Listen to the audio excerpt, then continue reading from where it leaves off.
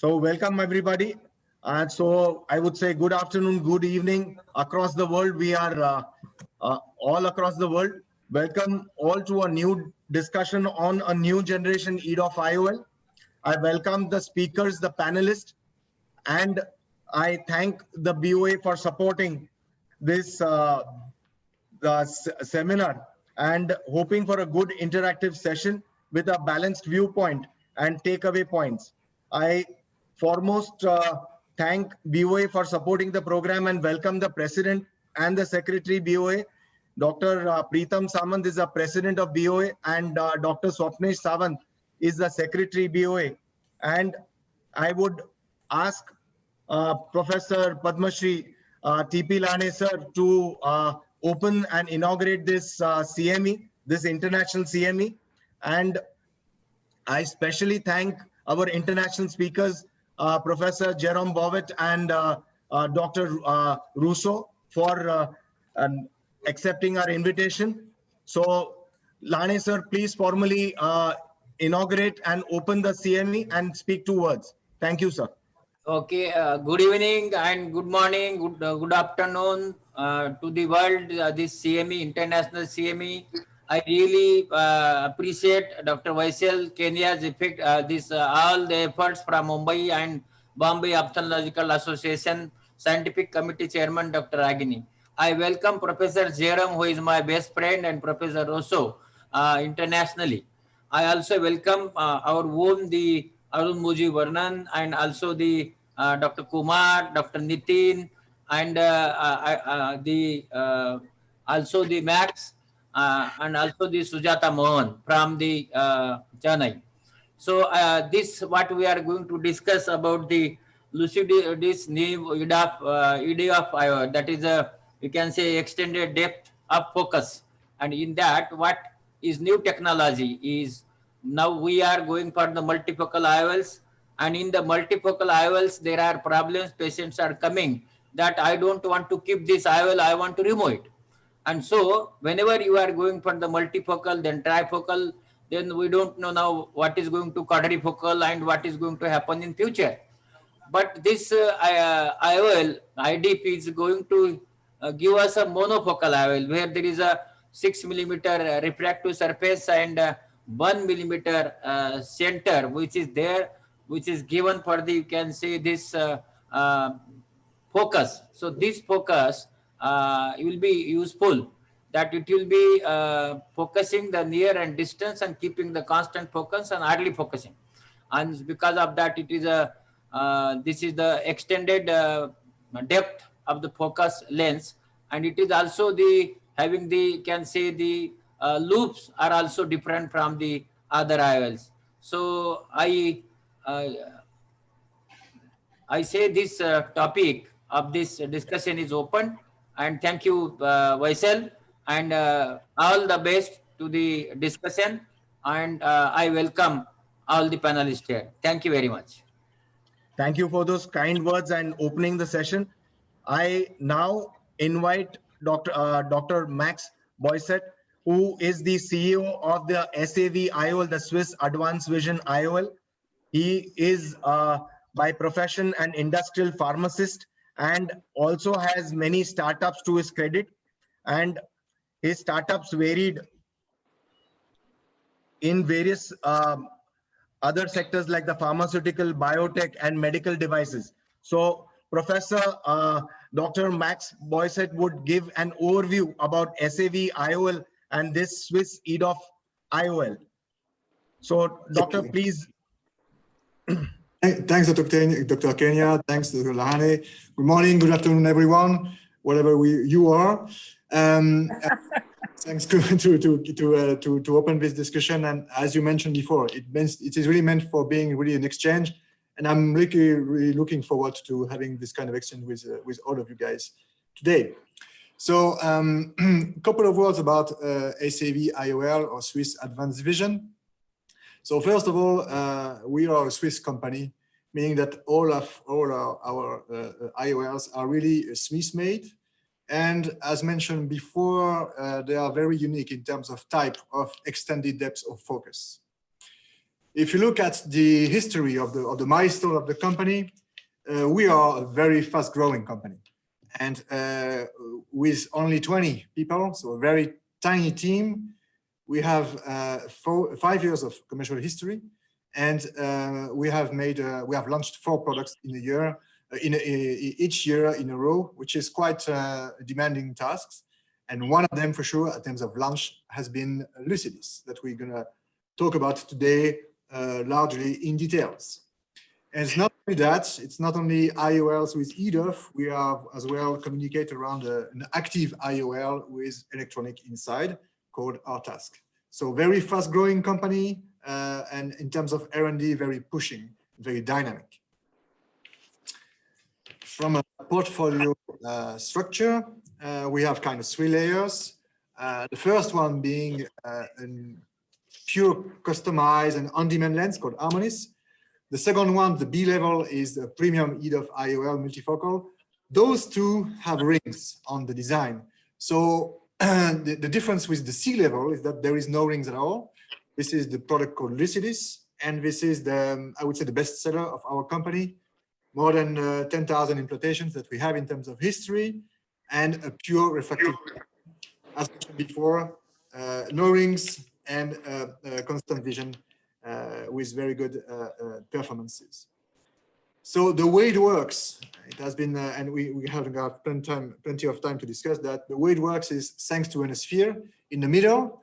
This sphere is 1 millimeter diameter among a 6 millimeter diameter platform, which is actually a monofocal. But this sphere creates interferences only by refraction, and that drives or creates the EDOF for the near and intermediate vision. And that's the key for Lucidis. It's a combination kind of ideal between a monofocal platform and this EDOF, which is on top of it, if you would. From a presence perspective, so we are now selling to 30 countries, more or less, for sure in Europe, then in Asia Pac, in Latin America as well, Russia as well, and for sure India. We are selling pretty recently, since a couple of months, maybe a little bit more, but it's key in our development in terms of company for sure. So we are very happy to discuss with you from a technical perspective or from a medical perspective. I mean, that I'm really looking forward to having this interaction with you. Thanks again. And if there is questions, we can take those. If not, we can go to the next subject. Are there any questions to what I've mentioned before?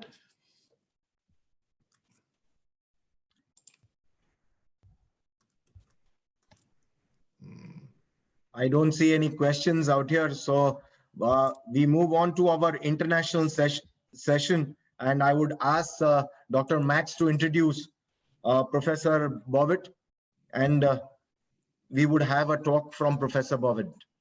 Sure. Very happy to welcome Dr. Bovet, Jerome Bovet.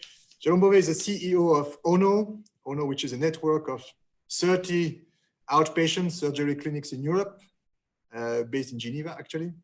And after finishing his medical studies in Geneva, Switzerland, Dr. Bovet obtained the Swiss Federation of Doctors specialization in ophthalmology and ophthalmic surgery, FMH. And he is also president of the Presbymania, which is the first worldwide free webinar about presbyopia. Dr. Bovet. Thank you, Max. Thank you, everybody, to invite me to this nice webinar. Thank you very much, Leanne, for your introduction. It was really nice to see all good friends from BOA, and it's a really, I'm very happy to see you in a good shape in the difficulties moment, and I hope that we can visit you again in Mumbai next year, or perhaps the next year, another year. And I was always happy to see you and to discuss with you. Let's go to speak about this Lucidis webinar. Yeah. So I'm a consultant of the group ONO, And I will start very quick on EDOF, extended depth of focus and the pseudo-non-diffractive beams. We start in 2018. I will show you some movie, the outcomes from 2020, the complications that we have, and the conclusion. Just to remember quickly, the EDOF family of IOL is a new method to improve the range of vision without splitting the light ray. And it's creating one elongated focal point. There are currently 3 different types of lenses that can be classified as EDOF IOL, which employ radically different technology. And that's very important to have that in mind, because there are quite confusing system between EDOF and other lenses. Here you have the different EDOF family from the SAV. I will speak about the Mini Well Ready, the Technis Symphony, the Lucidis, and the other one, like the last one, Eden Harmonies or Synergy, is a mix of different type. Here is the type that we will speak. We will speak about this Lucidis, which is really astonished for a lens, and the other one very quick. So here you have the aberration, that's a Symphony, and that's a Lucidis. You have to remember the people who do a lot of refractive surgery for presbyopia, you use the 4th order of spherical aberration, and it's exactly one of the EDOF system. And it's interesting to know that what we do on the cornea, we can do on a lens, and you will have an EDOF lenses, which you do an aberration, the spherical aberration number 4, and you have a different type of distance. We use that for a long time with presby LASIK. It's working, I will say, pretty well, but not as well as we want. There is a lot of correction after that. We have to speak with the patient, and there are a lot of blood. That's the first EDOF. The second one is the Symphony. We speak a lot because it's a very big company. And if you see, it's an EDOF which use the system of a diffractive system. And I'm surprised that you don't have too much halo with this type of lens, and you have also an elongated focus with this lens. And now the last one, the Lucidis one, which is totally different and is really an improved system. The main optical property is an aspheric central part of the lens behaving similar to an hexagon. And that's a key system by transmitting a bezel-like ray of light called pseudo-non-diffractive beam. And that's really something pretty new. And so that's an EDOF lenses, but with a completely different system. Here, if you see a Gaussian beam on the left, you have a Gaussian beam. And here you have a bezel beam. And this beam will continue all the way long. You will have, thanks to this hexagon, you will have a different type of a lens, a bezel lens from here to here. So that's an hexagon, and that's the normal wavelength. Here you have an EDOF, which is always the same from all this part is the same. You have this beam, which is always from here to here, the same beam.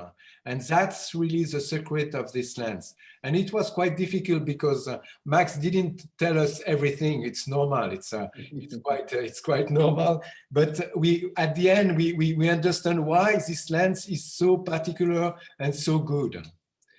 Here you see on the top, you have a Gaussian lens with a spherical aberration. Let's say the fourth spherical aberration that we do, for example, for Presby LASIK. You see the depth of focus is very tiny and the resolution is not so good. When you use this type of lens, the Axicon, you see the depth of focus is so big. And here, all the time, it's not blurred. That's really incredible. And that's really a new technology that the only Lucidis and the SAV have done. It's really a good system. And for the people who want to copy it, it's a Swiss patent, it's a worldwide patent. Don't worry, it's well protected and you don't have any problem. So to compare with a multifocal EOL to an EDOF IOL, first of all, it doesn't generate halos. The contrast sensitivity is the normal range, doesn't require neural adaptation. For most daily activity, patient can read without correction, an excellent binocular vision, and the level of acceptance is high. And I think the multifocal or the trifocal are really not the future. Here, if you see all the EDOF system, that's the Lucidis. That's slides from SAV. And you can see that you have lower dysphotopsia, maintain image quality, and it's dependence of the pupillary. But in the day surgery, the people are not very disturbed with this pupillary problem. That's all the lens from SAV, Harmony, and Lucidis. We'll speak about Lucidis. The range is the +5 to +30, and you have now the toric correction of the lens, which is quite useful. From +5 to you have a +1 to 4.5. And it's an hydrophilic acrylic with 26% of water content. That's the system who works, the aspheric element. And you can see it's very pupillary dependence, but in the real life, I will say that the people are not very disturbed with this system. We have quite better results with the Lucidis in a normal life. I will show you the operation that we do quite daily in our clinics. So we do 2 paracentesis. We put some anesthesia inside the eye. We put the OVD dispersive, and we do a 2.0 incision in a temporal size.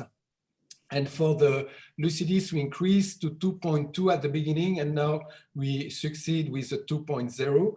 We do a capsulorhexis a little, I do always a little more than 5.0.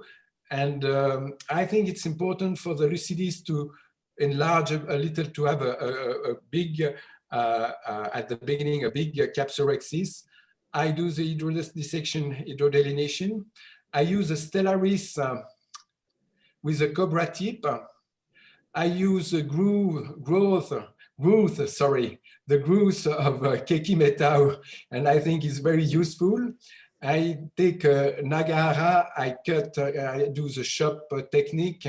I take out the nucleus, it's not very difficult.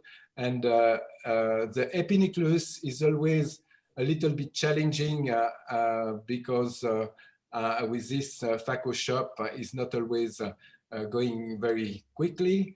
And then I use the bimanual irrigation aspiration from Bovet, and that's not a big problem. And I take out the cortex.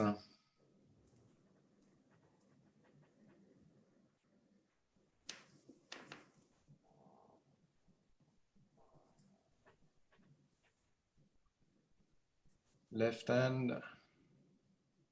And then I will full the anterior chamber with Novedi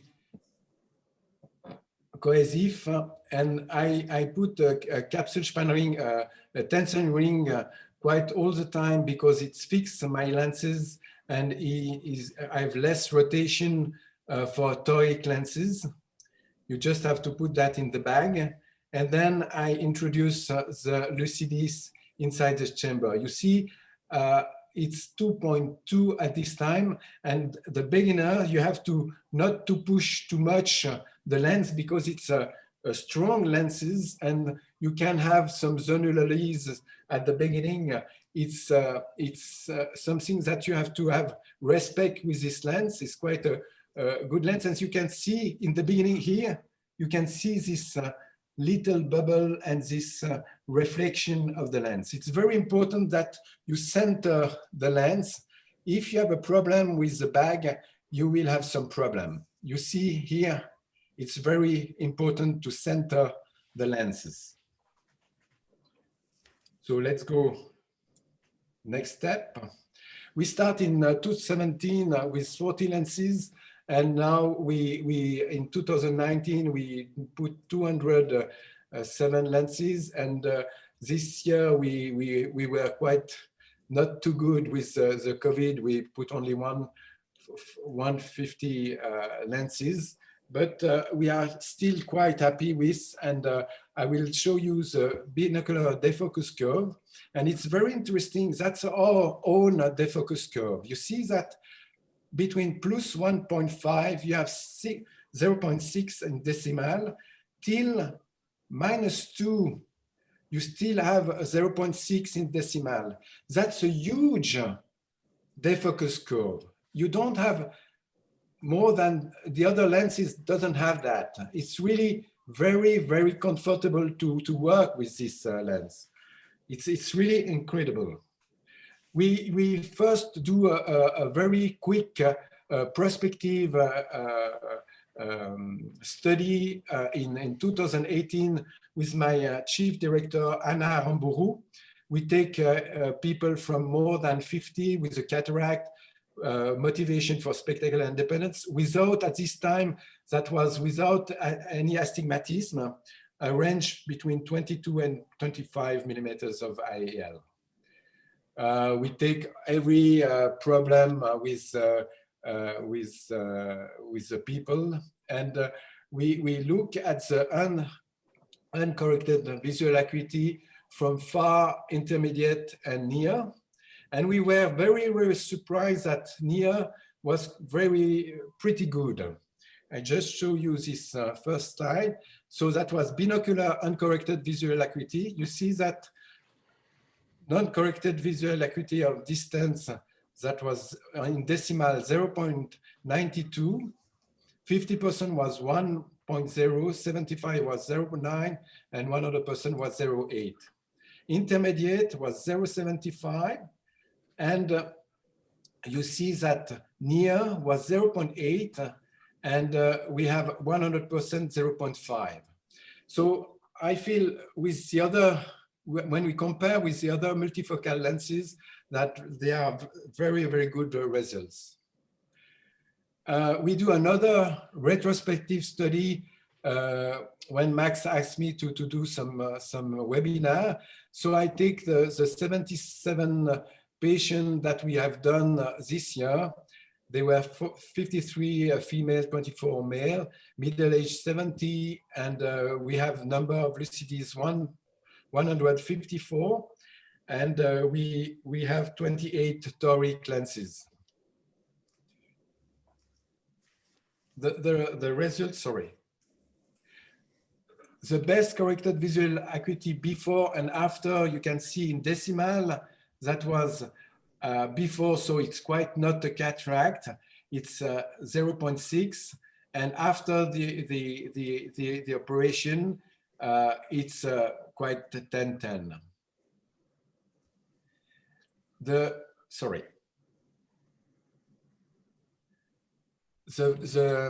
value of the spherical before and after, you see that we improve from 1.75 in absolute value to 0.40 after the operation. The cylinder, was 0.8 diopter, and we reduced to 0.40. It's not enough. I think we still have to improve this value, and we still are ongoing to be better, because if you are not exactly on the target, the people are not very happy. And the uncorrected visual acuity far and near, I'm sorry I didn't have the intermediate because we didn't do a really good study. You can see that we have 0.6, the visual not corrected after the operation, and we are 0.8 for far.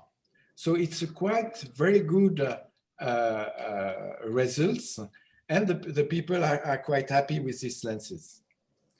We have, for complication, it's not the complication with the lens, it's a rupture, a decentration, and rotation of the lens. Sometimes we are surprised when you do a toric Lucidis, you have sometimes a rotation.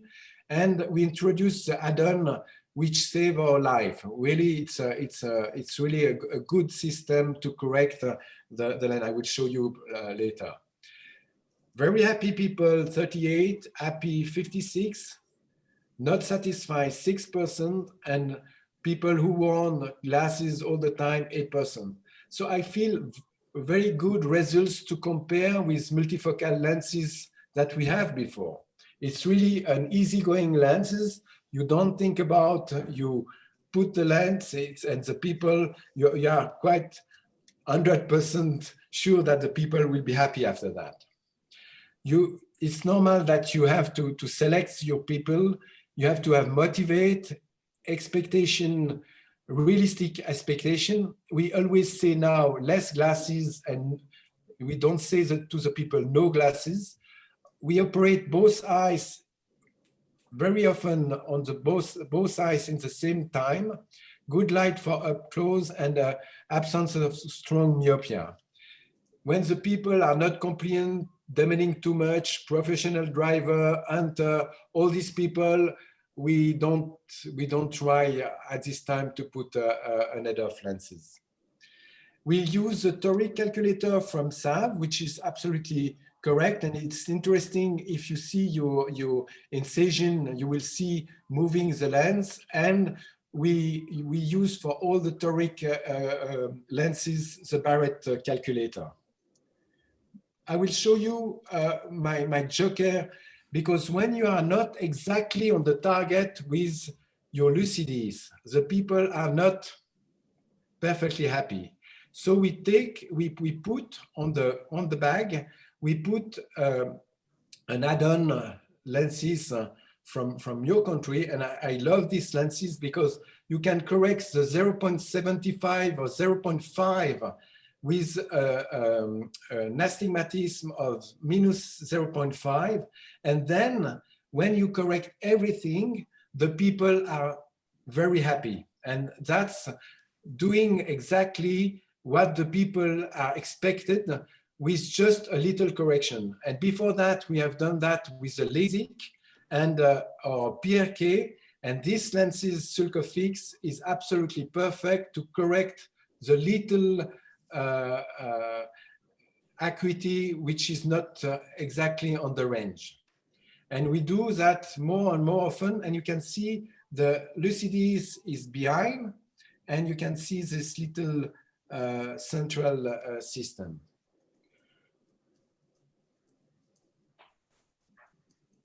So the take-home message, the PNDB is the best of the EDOF. I'm really happy with this Lucidis. We use the Lucidis with a 2 mm incision now. At the beginning, it was a little difficult, no halo at all. And we use now the Lucidis toric when we have more than 0.75 dioptry.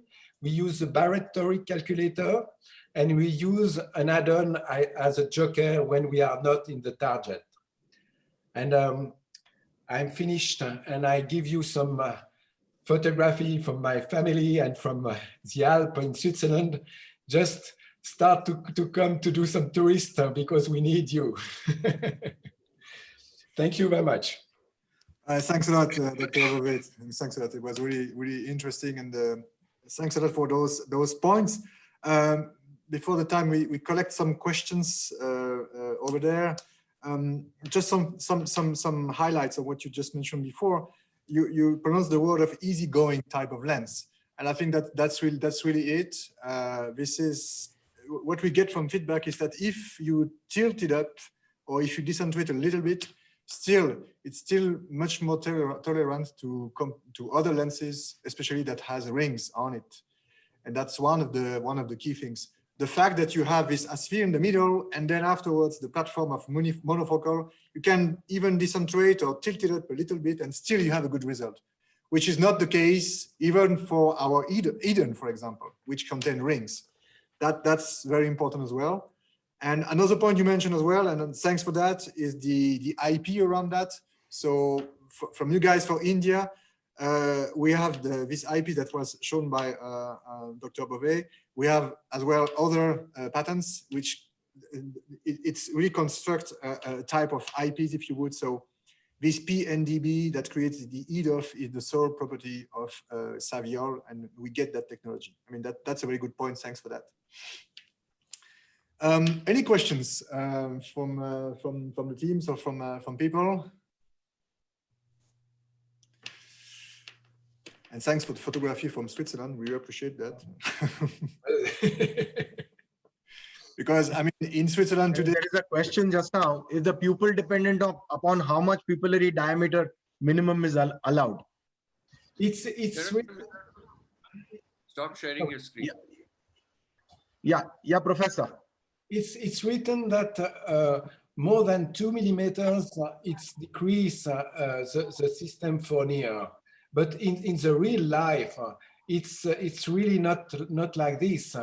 We say to the patient to have a good light, and but it's really an easygoing lenses. And I will say for the old people, they are always a little pupil. And so they are not very unhappy with during night. They can still read something. It's astonishing because this Lucidis was not at all what we expect. The lens give us quite more than we expect, I will say. Absolutely. Any other questions? And even I will add, we put this lens to young people now because with a big pupil, they still have a good reading system. Even the pupil is big. That's astonishing. That's really something you can put that in a young people like 40 years old or 30 years old, and you will be astonished the good results you have, better than a multifocal. Definitely. Can I ask a question? Yeah, sure. Can I ask a question to Dr. Bovet? I just want to know why the platform is hydrophilic platform, because then you know that makes it more difficult for us to use it for youngsters. Is there any particular reason why it's a hydrophilic platform and not a hydrophobic platform? You have to ask. Well, you want to answer, or you want me to answer the question? Either way, I can answer that. I mean, we have started working on the hydrophilic because it's much more easier from an R&D perspective to fine-tune what we want to do. I would say that today we are really manufacturing on hydrophilic. Nothing prevents us in the future to do the same thing in hydrophobic, although we have not tested that, if you would. So from a design perspective, again, from a manufacturing ability, that was the starting point. That's the explanation. Nothing prevents us to do that in the future. Thank you. Okay. So we move on to the next speaker. I believe Dr. Max, you could invite Professor Dr. Russo. Just before that, Dr. Kenia, we have just a kind of a last question, very quick, to Dr. Bovet. The question is, do you recommend P or K for those having surgical induced astigmatism? Before we have done that, but now we use add-on Sulcofix from eye care, and we find that that saves the problem. It's quite better than a PRK. It's easy to use, and we are on the target quite easier. I remember an old lady. I've done, I think, 3 or 4 PRK because the eye move after the operation of cataract. You have a moving of the astigmatism, and I don't know why it's not the cornea is not so good. And I recommend really an add-on.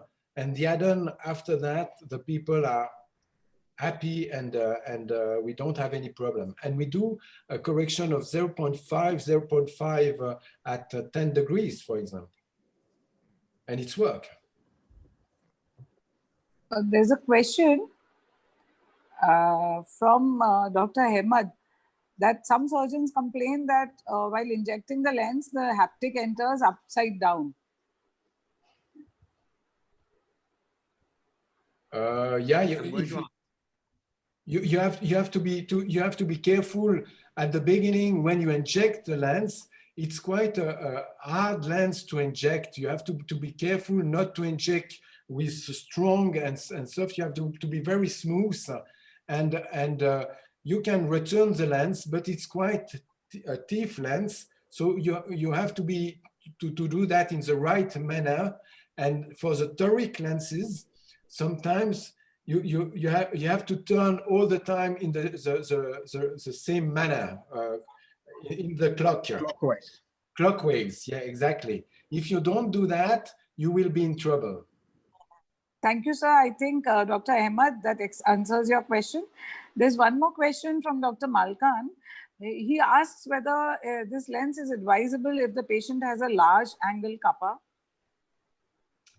That's a very good question. I never measure that, but I will be worried about if you have a very big angle kappa, perhaps the lens will not perfectly well working, but it's quite seldom. I was surprised when we have trouble with the capsule. If we are not exactly center, like Max say, it's still working. The people are not completely happy, but we can continue to work. And at this time, we do really very fast the second eye. And if you do the second eyes, then you have a compensation with both eyes. It's really 2 eyes friendly. And I will say, no, we do with this, the people who ask for the Lucidis, we do both eyes in the same time. It's better. Thank you, sir. So one more thing I noticed was that you said that you put the CTR ring in all patients now because it helps with the centration. So in every surgery that you do you put in a CTR ring? Quite in a, I will say yes. Sometimes the insurance doesn't like that we put a CTR ring. It's only a cost problem. But if I can do, I will do it, because each time you have a toric lenses, it's the lens is really, it cannot move again. And you see, you have two dimensions of the Lucidis. We always use the little one, and sometimes when you have a big capsule, you can turn around. We Yes, have one patient who was turned, and so I put a second capsule ring. Yes, sir. Very good advice, sir. Very good advice. Thank you so much, sir. Dr. Bovet, kind of a last question, and maybe for the panelists, if you want to share or ask anything else. The question is complaints about injectors, generally speaking, and then what would be your advice as far as injection is concerned? We use the injector. I don't remember the name. We use Medicell, maybe? The Medicell injector. Yeah. Yeah. We do a 2.0, and now we can really mouth-to-mouth inject the lens without to be 2.2. But at the beginning, we have some problem because we push too much and we have some zonulolis and some problem, and no surgeon has any problem. And when we have a capsulorhexis who is too little, let's say 4 millimeters, then it's become a problem. But normally, with my clinical chief, I say you enlarge the incision to 2.2, 2.3, 2.4, doesn't matter. And you inject very slowly the lens because it's a strong lens. It's not like a size lens. You have to be cautious at the beginning. Yes, sir. Dr. Max, can we move on to the other, and the rest of the questions we can take in the panel discussion time? Yeah, we can take the last question maybe later on. I mean, and we can move on with Dr. Russo. So I'm with the pleasure to introduce Dr. Russo, Andrea Russo. Dr. Russo is a refractive and cataract surgeon, as well as the medical director of the Centro Oculistico Bresciano in Brescia, Italy. So before founding his own clinic, he developed and patented the DI company technology to scan the retina, exploiting smartphones, actually. Dr. Russo's research has led to over 50 peer-reviewed publications, international presentations, and lectures. Dr. Russo, it's all yours.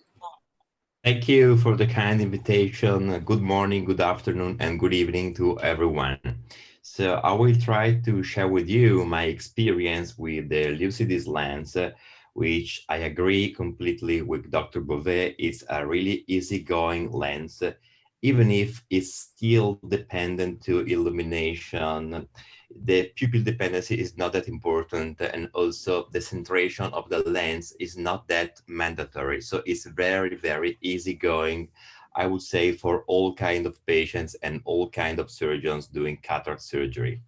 So let me start with an overview about the technology we now have to amend presbyopia. And what you see is the pattern coming from an barometer for a diffractive lens. So you can see all those rings, and that is what our patients complain of when we implant a traditional diffractive lens, maybe bifocal or trifocal or multifocal, doesn't matter. So this is what they see through. So the quality itself is not that high. And this probably helps us to understand why they complain a lot with halos. And this is a Fresnel lens. Fresnel was an engineer in France in the 18th century, which is the principle behind the diffractive lenses. So the diffraction of the light, which is a principle exploited in diffractive lens, is the same principle we still have in CD-ROMs, but the quality itself is not that high. And in my experience in my clinic, I do not implant any more diffractive lens. This was a choice I made last year in favor of EDOF technology, and I will try to explain you why later on. Essentially, it's because of the quality of vision. So this is the principle behind diffractive lens. You have diffractive pattern, which is coupled with a focusing lens, and you have a multifocal capability. So you have many foci of light, but of course you split the light into so many focuses, and of course you drop the quality of the vision. So this is the diffractive pattern, and this is the refractive, which is the technology together with the pseudo-non-diffractive beam, which is at the basis of the Lucidis lens. But Dr. Bovet had already explained you in an excellent way this technology. So what is the correction for presbyopia? Ideally, the correction for presbyopia should have a clear vision for distance, clear vision for intermediate, clear vision at near, at the same time maintaining an excellent optical quality with good safety, good contrast sensitivity, and night vision preservation. Of course, you want to still have binocularity, you want to have high patient tolerance, a short adaptation time, and a simultaneous correction of all refractive errors. So I would say that the Lucidis lens can comply with all these requirements. So just to recap, so far we can correct the presbyopia with monovision, with multifocality, or with EDOF.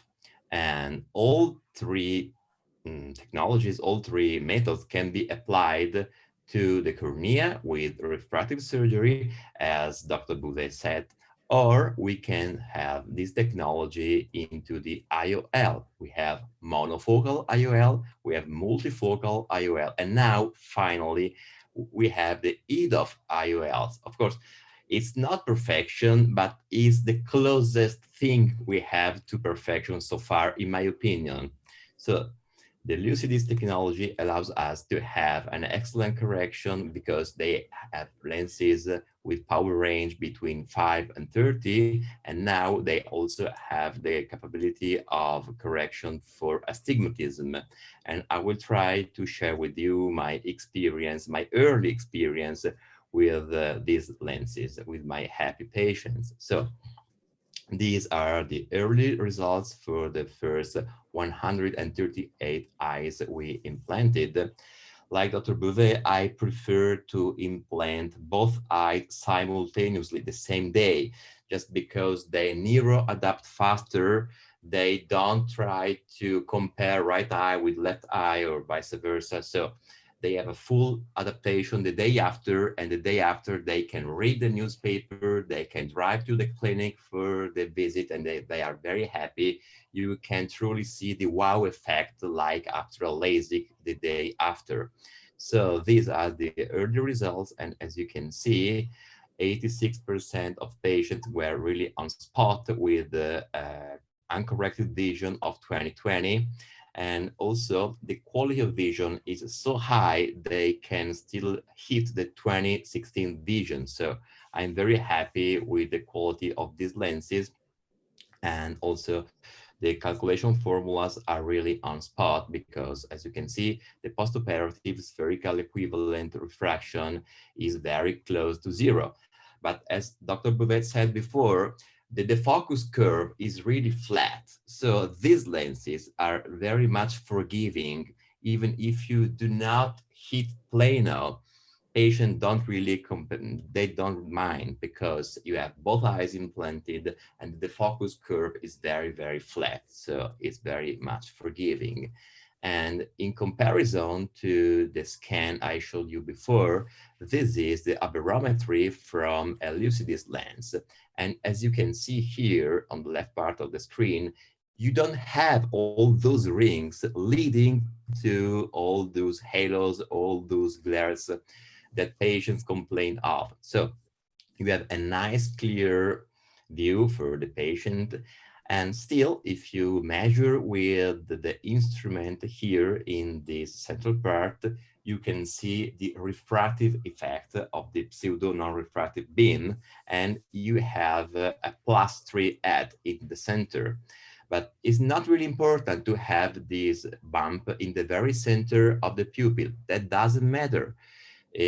Patients are happy even if it's not really centered. Like in this case, you can see the pupil and you can see the bump, which is not perfectly centered, but patients are super happy. So it's not that important to have in perfect position.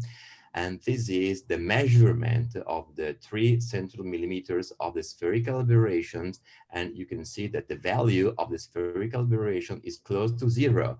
So this is because this lens doesn't exploit the spherical aberration, but it's a pseudo-diffractive beam with a refractive technology. And after all, the quality is very high. In contrast, this is the quality of a diffractive lens. And you can clearly see a drop in the contrast sensitivity in this kind of lenses. So cataract and astigmatism. we have to take into consideration that 20% of our patients undergoing cataract surgery have more than 1.5 diopters of astigmatism. So what to do? Of course, we have so many techniques applicable for this astigmatism correction. I sometimes do RI, so relaxing incision with the femtosecond laser for small amount of astigmatism, essentially for amount of astigmatism ranging from 0 to 1, where the IOL is not available. Of course, you can still do bioptics, you can do LASIK or PRK later on, but of course, the best solution, saving time and making the patient happiest, is the toric IOL. And thanks to the company, we now have the Lucidis toric available, which is an excellent tool to correct all the astigmatism present in the cornea. So, of course, we have to do some extra steps. If we want to implant a toric IOL, we need a proper formula for the calculation. We need to properly align and mark the position of the IOL.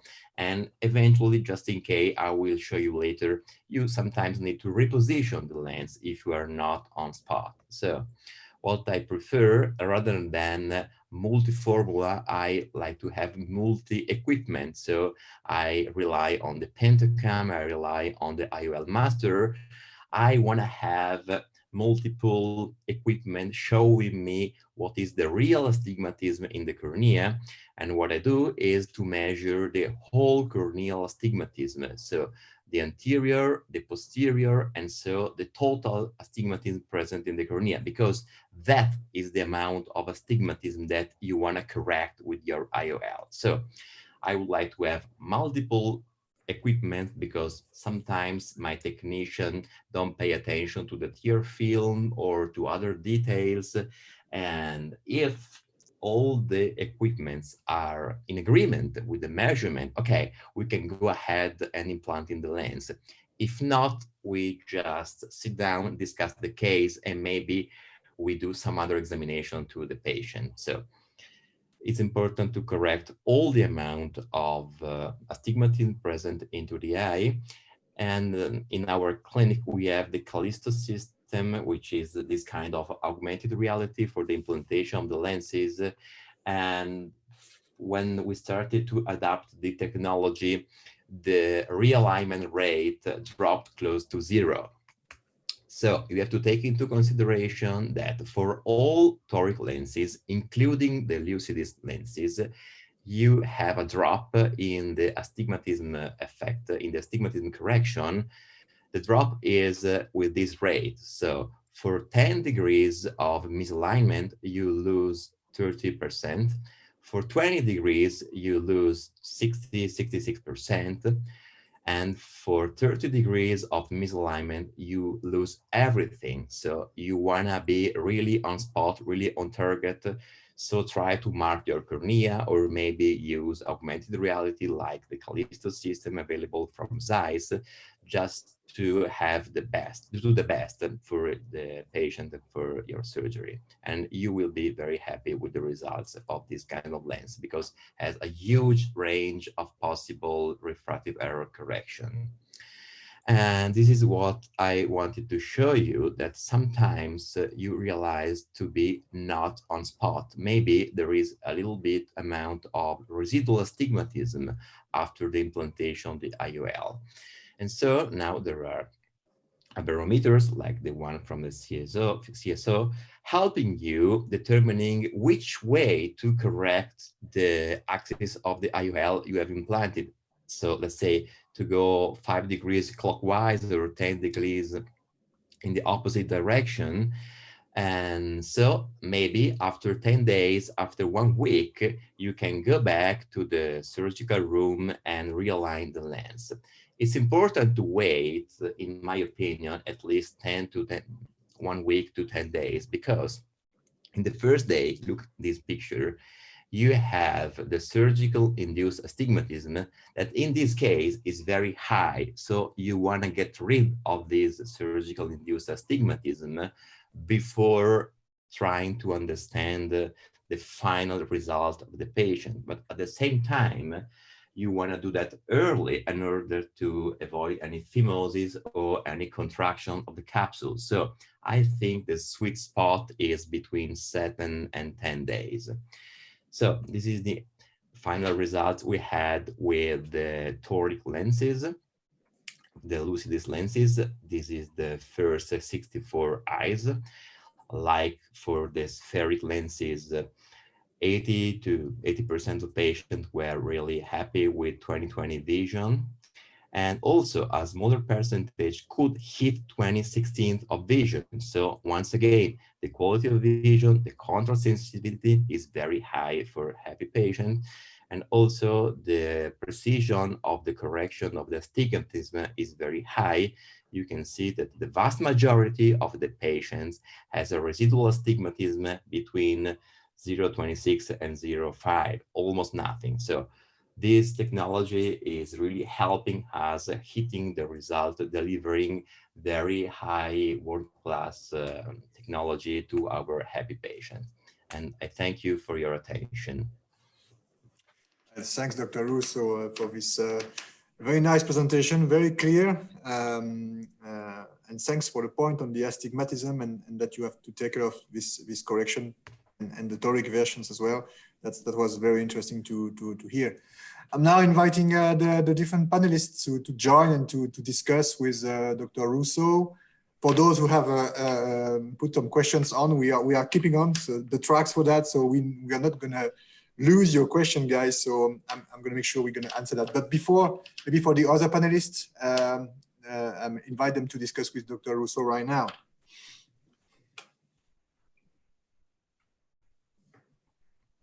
Okay. Yeah. I've used a small number of these lenses. I agree totally with Dr. Russo that the results are outstandingly good. The first thing that you notice is the flat T-focus curve. If your cutoff is 6.9, we go from +1 to -2, and 6.9 parts, we go from 1.5 plus to -2.5. That's fantastic depth of focus. And we've looked at the contrast sensitivity by doing on the eye trace, the MTF curves, and they're very, very encouraging. And we look at the residual aberrations, the total aberrations come down. Spherical aberrations are almost zero, and overall the quality of vision is very good. So this particular lens really works very well with minimal dysphotopsia and good depth of field right across from distance to intermediate and near. Yes, this is true. So I would invite you to do an aberrometry to the patient after you have implanted the lenses, maybe the Lucidis, maybe the diffractive ones, so you can better understand their point of view and the quality of vision they have. If you do so, you can somehow understand what they complain of. And believe me, if you do the comparison between high quality diffractive lenses and Lucidis lens, you can see that the MTF, the point spread fraction, and the quality overall is way higher. So this is why we decided in our practice to stop implanting diffractive lenses, but we now implant only EDOF lenses. So you sometimes can offer complete spectacle independence, sometimes not, of course, but this is the way to go, in my opinion, with EDOF lenses. I agree completely with you, Dr. Russo. I have even stopped implanting diffractive type of lenses for a year now after embarking on Lucidis. And the MTF function, which we noted, was similar to a monofocal lens. So the contrast sensitivity, the nighttime vision is really good. So this lens has definitely given us more than what was expected of this lens, definitely. Yeah. Very good, thanks. Any other discussions, or anything we can start with Dr. Russo or Dr. Bovet, or any other discussions we can have? Yeah. Otherwise, yeah, go ahead. So can we take the, because we are running short of time, can we proceed ahead and move to Dr. Sujatha Mohan, who would speak on the pseudo-non-diffractive beam technology in this EDOF IOL. And she is a phaco-refractive surgeon specializing in external eye disease and cornea. And she's the director of Associate Medical Director at Rajan Eye Care Hospital. She's the director of Rotary Rajan Eye Bank and has performed innumerable eye transplants. Sujatha Mohan Madam has recently been felicitated by in India for a Nari Shakti Award, which recognizes the achievement and contribution of women. So, Madam, I invite you to open your topic on pseudo non-diffractive beam. Yes, I think Dr. Andrea has to unshare the screen. Dr. Russo, you may have to unshare. Stop sharing your screen. Yeah. Okay. Yeah. Welcome, ma'am. Thank you.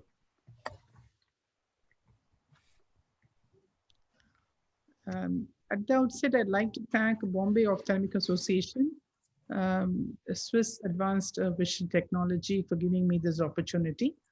I've been using these lenses. It just started using them before the lockdown, and then there was a big gap, about 6 months, and then I've started using them now. And really, the previous two speakers have really elucidated the fantastic response a patient gives after the implantation of Lucidis lenses.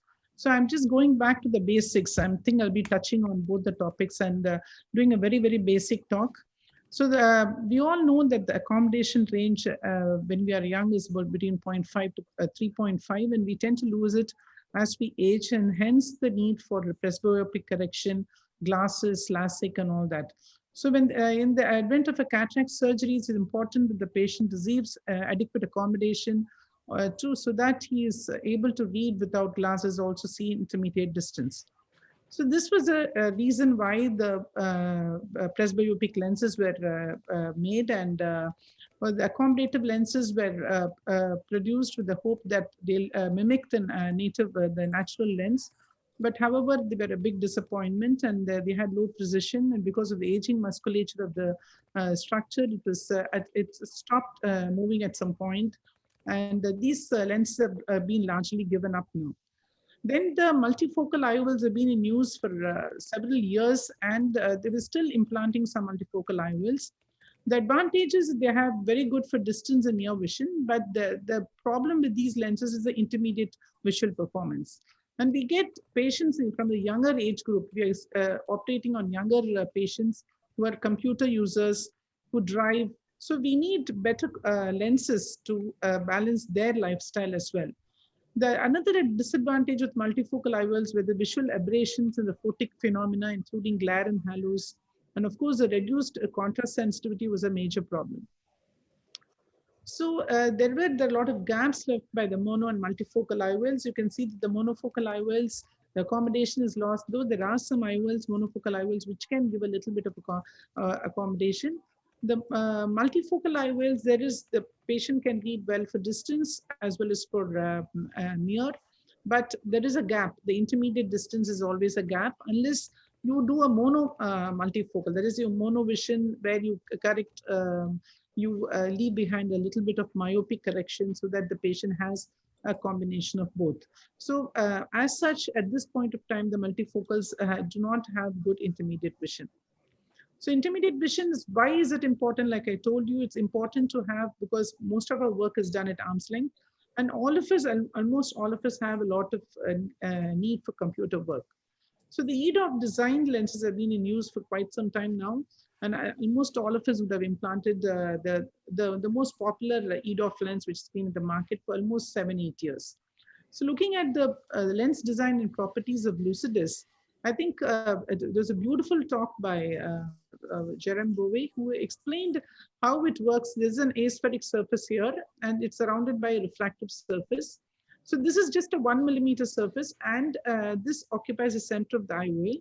And here you can see this is a cross section of the lens, which is actually a biconvex lens, and this uses this portion of the lens uses the EDOF principle, or they're using a pseudo non-diffracting beam.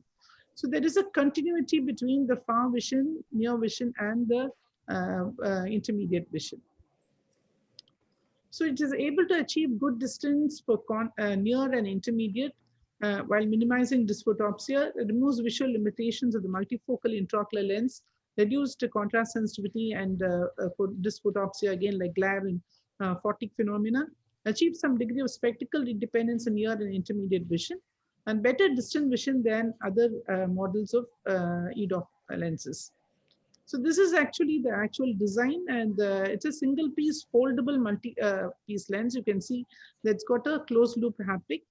The only problem with these lenses is, if I can call it a problem, is it's in a hydrophilic platform, and so there is a chance that there can be increased incidence of PCO. However, it has got a square edge, so to a certain extent, the PCO rate can be less.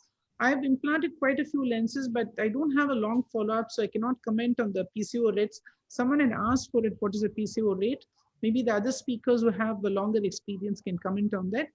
But that may be the only disadvantage with these lenses. So the light distribution here, you can see, is excellent for distance, intermediate, as well as for near.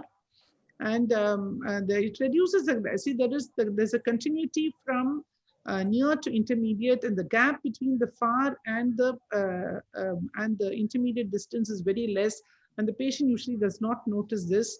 When you compare with the other EDOF lenses, then you can see that the gap here is much more, because the extended depth of focus starts from the distance and goes towards intermediate.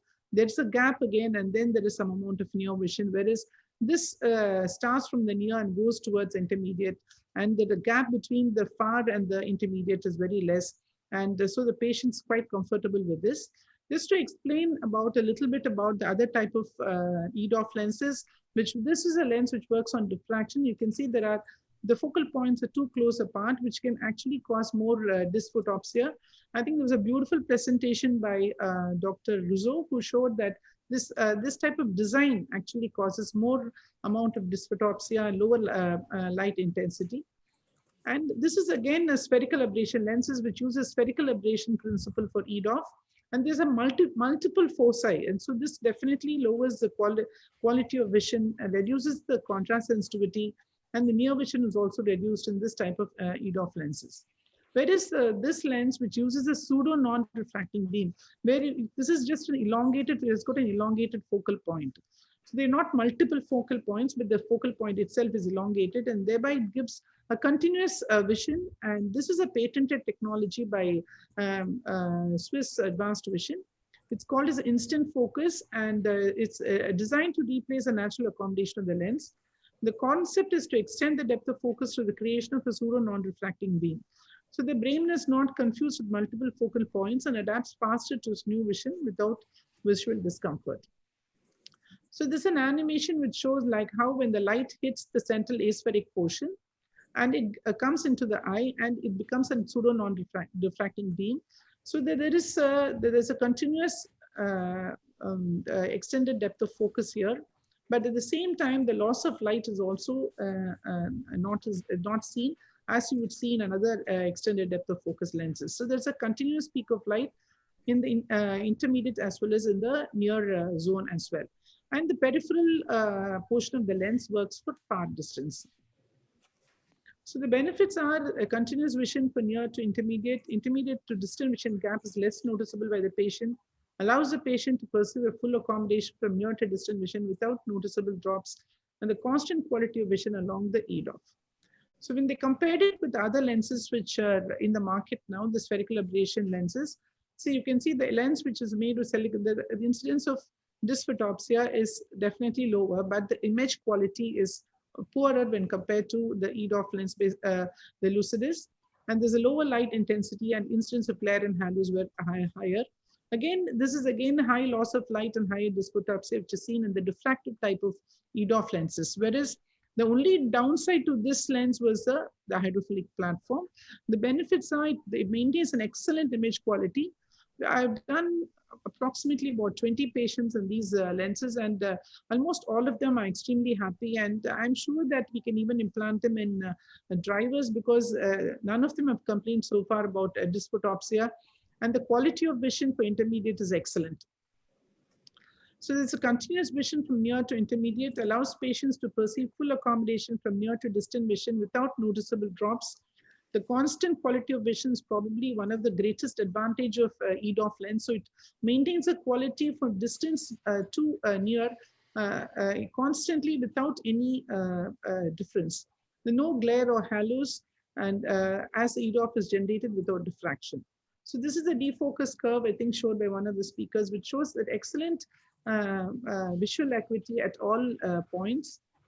And this is an article which is published in the Egypt Journal of Ophthalmology. And they took about 158 patients, and of which some of them are standalone, some of them are combined cases. And the parameters which they checked was near, intermediate, and far uncorrected and best corrected visual acuity. And at the end of 3 months, almost all the at all parameters, they had excellent response, and it was clinically significant improvement in the uncorrected visual acuity and best corrected visual acuity for near, far, and intermediate. So again, the contrast sensitivity was also very good. They showed that the Perry-Robson chart at the end of 3 months was 1.5 log. The spherical equivalent, this is one thing again, which was, I think, which was highlighted by Dr. Russo, which showed that in this study also that only about 66% of the patients had uncorrected distant visual acuity. In this study, they showed about 58.1% of the patients had a far visual acuity, which was a spherical equivalent less than 0.5 to plus 0.5. However, none of the patients were happy. The happiness score was definitely good in these patients, in spite of the fact that only 58% of the patients had the spherical equivalent between 0.5 to plus or minus 0.5. They had one patient who had a haptic rupture, so there was slight decentration of the lens, but the eye trace showed almost no subjective side effect, and the patient did not even recognize the problem. So this again is a lens which had a slight tilt, but the eye trace did not show any internal abrasions, and the patient also did not complain. So this is probably a great advantage when using these type of lenses, that even if there is a slight shift, the advantage of intermediate and near vision might be lost, but the complaints of the patients may not be there. Whereas in other multifocals or EDOF lenses, if there is a shift in from the center, then it can cause a lot of abrasions.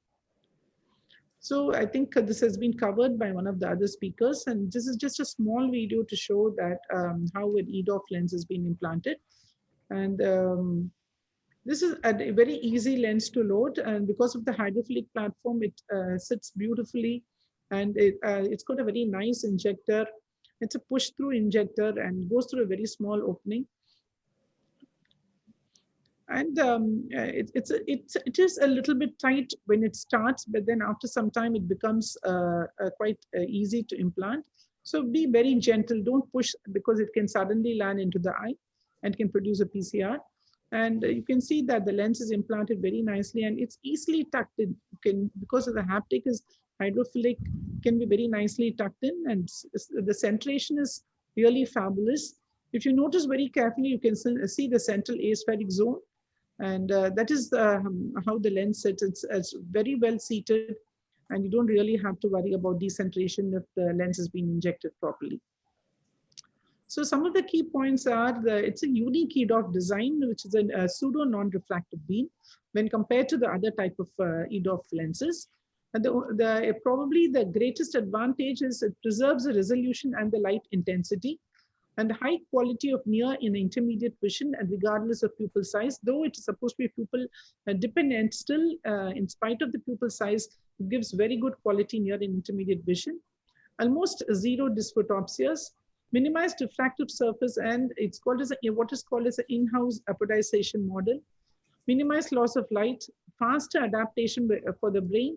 Normally, we give at least a day's gap between both eyes, and we have not had any problem of adeneural adaptation. Continuous vision, that's probably, and again, a very highlighted point that we need to look into. No gaps between visions, and allows for almost a glass-free vision, particularly in patients who are doing a lot of computer work and reading. And elderly people, they are extremely happy with these lenses. And very low reported side effects. good positioning in the bag, independency from centration and efficiency, high quality of vision, and good binocular far vision performance. So these are some of the advantages of these EDOF lenses, and I would like to thank once again Bombay Ophthalmic Association and SAV Technologies for this opportunity. Thank you. Thank you very much. So, Max, should we move on to the next speaker and we take up all the questions and the panel discussion for sure? We are watching all the questions which are popping up. So the next speaker is a very dynamic, prolific phaco-refractive surgeon from Mumbai. He's Dr. Kumar, and Kumar has performed innumerable cataract and refractive surgeries, and he has the honor of being the first ophthalmic surgeon in the world who successfully performed presbyopic LASIK in pseudophakic patients with brilliant results. And he has also held the post as a member of scientific committee AIOS for 6 years. And he has many more accolades. But to hear him out is really a pleasure. Kumar will speak us on the surgical technique about implanting this Lucidis EDOF. Kumar, I invite you. Thanks, Vaishal. First of all, thank you everyone at Swiss company and everyone from Bombay Ophthalmic Association. We heard excellent results. I've had a journey. I've implanted all sorts of multifocals, including the array almost 19 years back.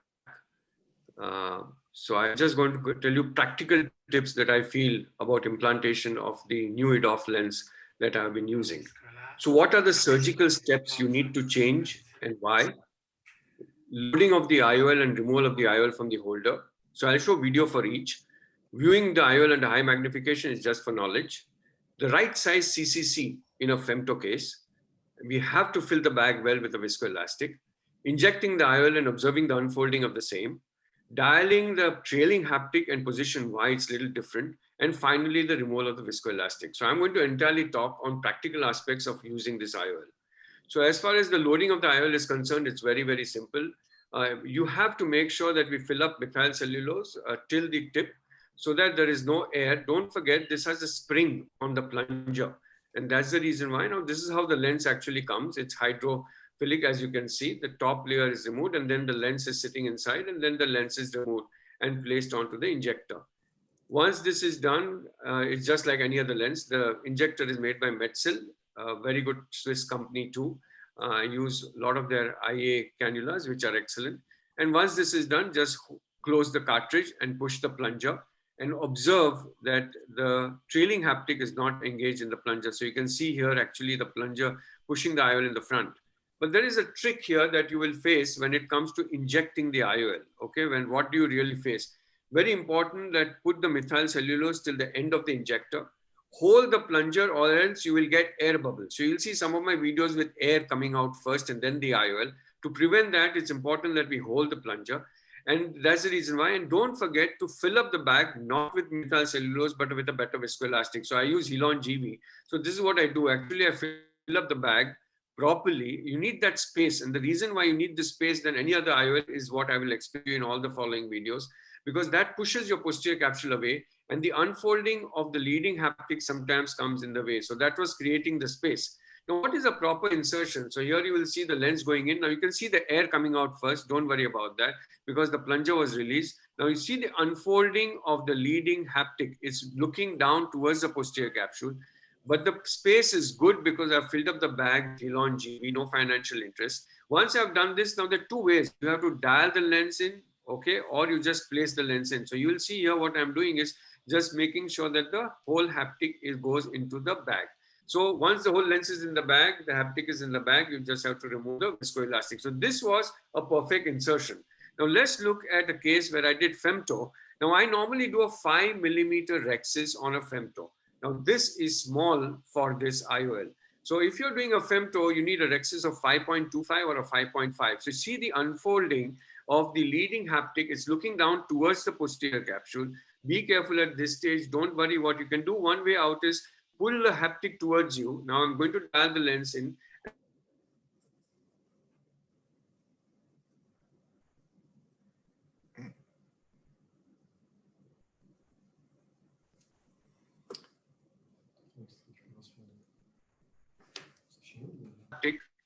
Okay, it's looking down towards the posterior capsule. Now this is scary because this we don't see routinely in our cases. So I found a technique where we can avoid this, and a 5 millimeter rhexis is sometimes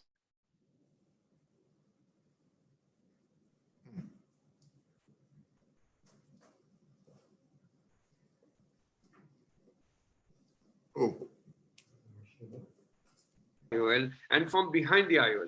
Don't forget, this lens behaves a bit like a plate haptic. So there is a chance that the viscoelastic gets compartmentalized in front of the IOL and behind the IOL. This is a bimanual removal of viscoelastic.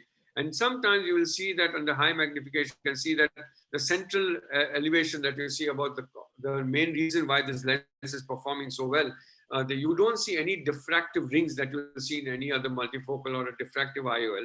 Now I'm putting irrigation below the lens and then removing any viscoelastic behind the IOL. Once that is done, all the viscoelastic is removed. Occasionally you will see a shimmer coming out from the center of the IOL.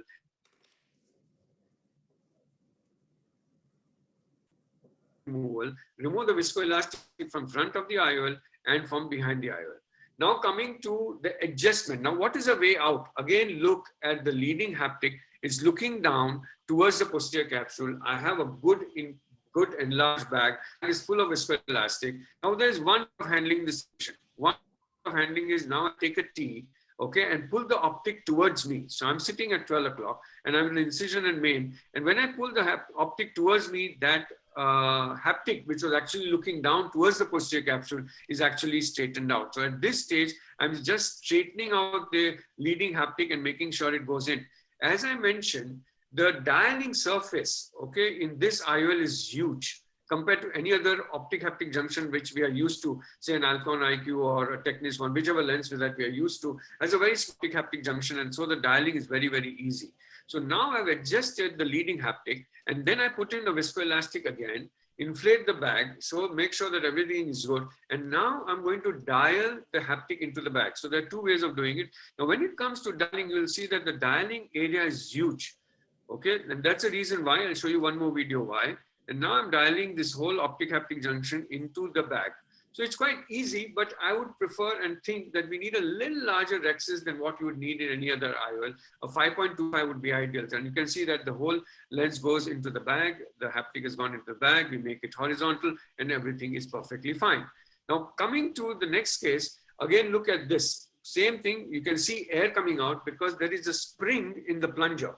If you relax that spring, the air gets sucked into your cartridge and that comes out first. And that's the reason why you will see one more video where I'm going to show a video where there is no air coming out at all. Here again, I'm adjusting. This is a little small pupil as shown by the previous speaker. It's a Callisto. I have a Vion, which is image guided surgery. And again, I'm dialing the whole trailing haptic into the bag and adjusting the lens according to the required axis, according to the measurement that we do.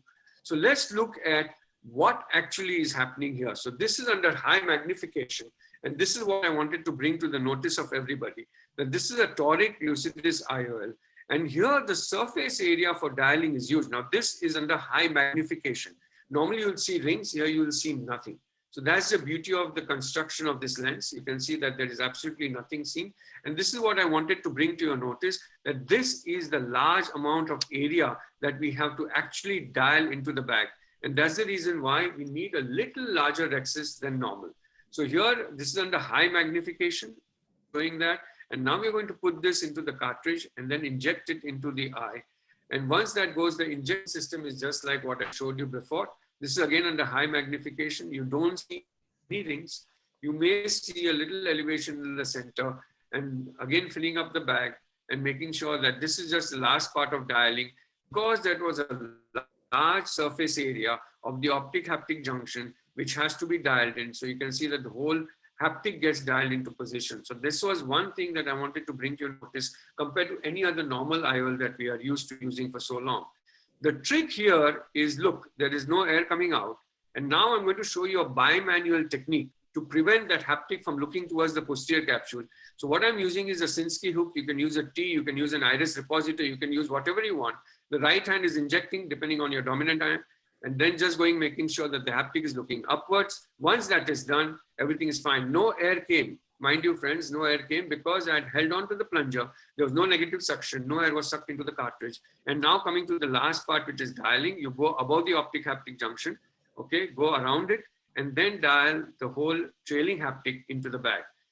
Now, this was again a 5.25 millimeter, and now we will show you this, making the lens horizontal, as we all know that the lenses have to be placed horizontal. Let us look at high magnification. Now, this is under high magnification, you can see a very well centered IOL. Occasionally, you can see the rings, which you can see in the center. Otherwise, it's very well centers. It centers quite well.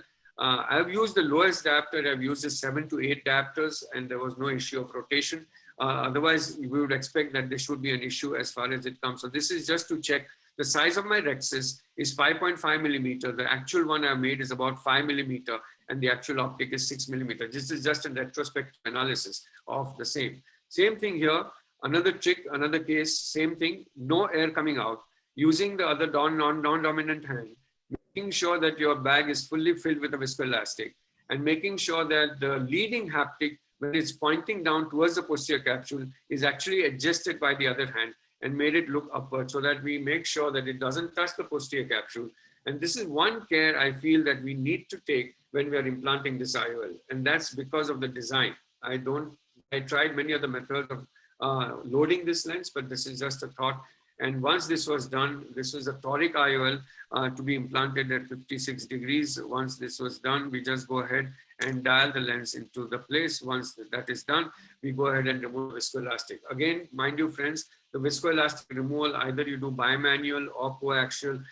This whole lens behaves like a plate haptic. So the viscoelastic from front of the IOL and the viscoelastic from behind the IOL has to be removed to make sure that it sits well. And this is how it maintains its position. So the results are brilliant. I have a machine called a glarometer made by Takagi. I think we are the only ones in India who have it. And doing a study on this IOL as to what the results are. And I've also used the Synergy lens from Johnson & Johnson. But this is so in conclusion, I think it's a brilliant product. I feel that you have to hold on to the plunger so that no air actually comes out through the injector. CCC in a femto should be 5.25 or 5 millimeter. I find it little less to be able to dial the lens in.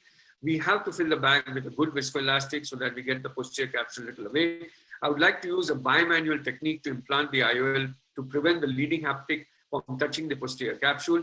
Dialing the IOL, don't forget that it's a long surface area of contact between the optic and the haptic, and that's the reason why the dialing is a little longer than normal. Dialing the IOL, once you dial the IOL into position, viscoelastic removal has to be in front of the IOL and behind the IOL. In high myopes with larger bags, I don't know whether this overall diameter of the IOL is good enough. So I think they have another IOL which is larger in overall diameter. And in my hands, I've seen no issues about rotation. I find it extremely stable. I have a machine called glarometer. It actually measures glare, contrast, sensitivity, and halos in different light conditions and pupil conditions. It's made by Takagi, and we are doing a multi-lens study on this. And very soon we'll have a data with the Lucidis IOL too. Thank you all for your attention. Thank you once again, everyone, to have given me this opportunity. Well, thanks a lot, Dr. Kumar. I mean, that was very cool. I mean, and especially for the aspect for the glarometer, that's very interesting.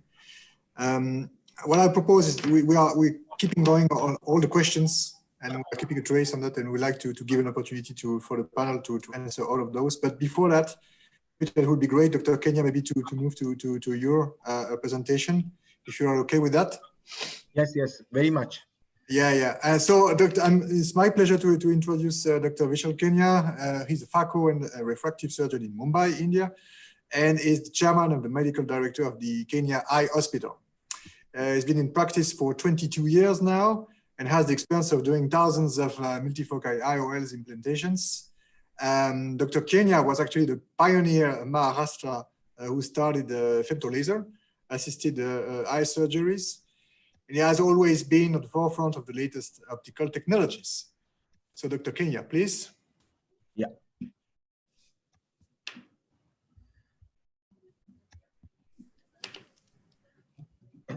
Thank you, Max, for that. And I'll be talking about the unfolding, the qualitative and the quantitative visual experience with the Lucidis EDOF IOL.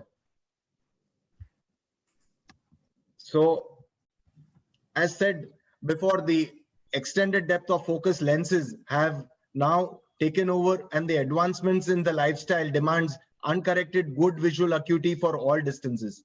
Extended depth of focus IOL provide not only better quality vision, but better contrast and better nighttime vision, unlike the diffractive type of multifocal lenses. They definitely provide a better intermediate performance and less scatter of light. Now, EDOF lenses have been classified by Aleo and et al. As pure EDOFs and hybrid EDOFs. Now, a pure EDOF is which uses primarily just a spherical aberration or a pinhole effect, whereas an hybrid EDOF can be classified as a refractive EDOF or a diffractive refractive EDOF or a diffractive EDOF like the Symphony IOL. So Lucidis falls into the classification of a refractive EDOF IOL, where it has got a +3 add in the center, which with the pseudo-non-diffractive beam technology provides the EDOF. So types of EDOF have also been classified: EDOFs with rings and EDOFs without rings, because rings are the ones which produce halos and glare, and a lens without rings is not producing halos and glare is quite important, and the neuroadaptation for the patient becomes easier. So in the first generation of lenses without rings, we were able to have EDOFs predominantly for distance and intermediate. The second generation of EDOFs without rings were able to not only see for distance intermediate, but now also for near. So a hybrid EDOF is supplementing or complementing the EDOF functioning and extending the spectrum of vision to provide a good near vision. Because EDOF technology per se can only impart, say, around 1 to 1.5 diopters without significantly affecting the quality of vision. So as discussed before, this is a hydrophilic platform which has got a central lenticule of 1 millimeter and which imparts the refractive component as well as the pseudo-non-diffractive beam technology, or the EDOF, this thing. So it's a blend or a hybrid EDOF which provides distance, intermediate and near, continuous and clear vision. So as described before, we have a patented technology of instant focus and pseudo-non-diffractive beam, which is unique, and this overlap is from near to intermediate zone, which is unlike the other EDOFs. So we did a small study, and to best of our knowledge, there are no detailed reports available about the visual outcome and higher order aberrations in eyes implanted with Lucidis EDOF IOL, especially in Indian eyes. So this is a retrospective study from January 2020 to March 2020 till the COVID lockdown was put in. We studied 48 eyes. A comprehensive preoperative assessment was done, and a surgical planning was done using the IOL Master 700 and the Virion image guide system. These were the inclusion and exclusion criteria. All eyes with ocular comorbidities were excluded, and preoperative astigmatism more than 0.75 diopters was removed from the studied group. All surgeries were done by myself. Phacoemulsification with a clear corneal temporal incision of 2.8 millimeters with a capsular rexus size of 5.5, and implantation of EDOF IOL in the bag was done under irrigation. So we studied, the patients were examined in the OPD after 12 hours. A vision slit lamp examination and non-contact tonometry was done on the first visit post-operatively, and post-op eye drop regime, steroids, NSAIDs, antibiotic, lubricants, and systemic antibiotics. This all went on for 5 weeks. So the outcome variables were measured at 1 month. The uncorrected distant, intermediate, near visual acuity was seen. The spherical equivalent refractive error was calculated. An internal higher order aberration for 6 millimeters fixed pupil was calculated. So overall data of 48 eyes was reviewed, out of which 5 eyes were excluded due to missing data and a history of ocular comorbidity. 48 eyes of 28 patients with a mean age of 63 plus or minus 6.5 years, and 20 eyes subjects were implanted bilaterally. Sorry. So if the preoperative data was analyzed, we found that the K values were almost near emmetropic eyes, around 43 on an average, axial length again around 23.93, ACD, and we had also measured the angle alpha and angle kappa.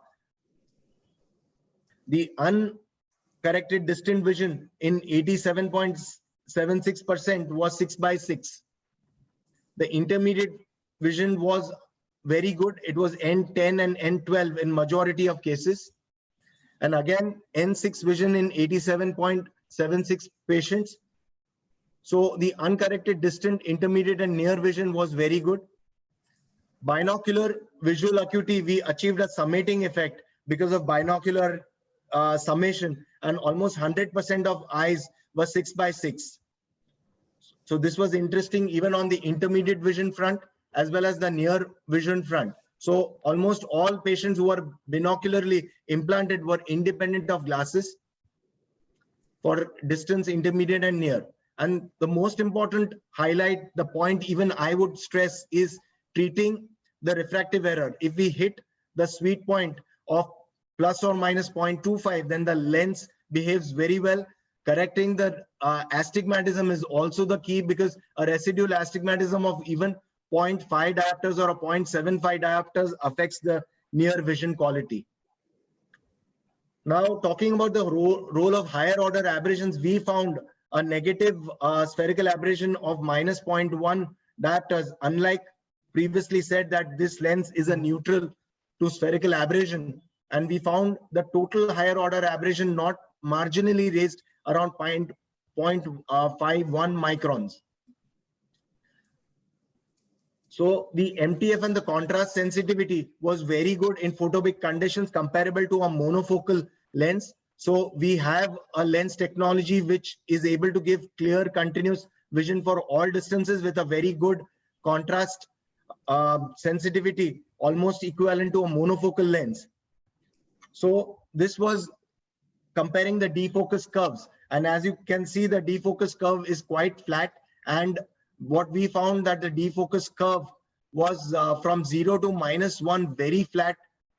I would say around -1.25, very flat. So it is this lens, if you err more on the myopic side, it is more friendlier, and the vision, distant vision acuity does not fall down, and in fact erring a slight on the myopic side helps you even in the near vision. So with the Lucidis IOL, most of the patients achieved excellent visual acuity for all distances, and those who had an uncorrected of 6.9 improved to 6.6 with a correction of plus or minus 0.5 diopters. The design blend of distance and near intermediate zone is smooth. So I did not come across any patient complaining of glare, halos, night driving problems, or computer reading activities in dim light.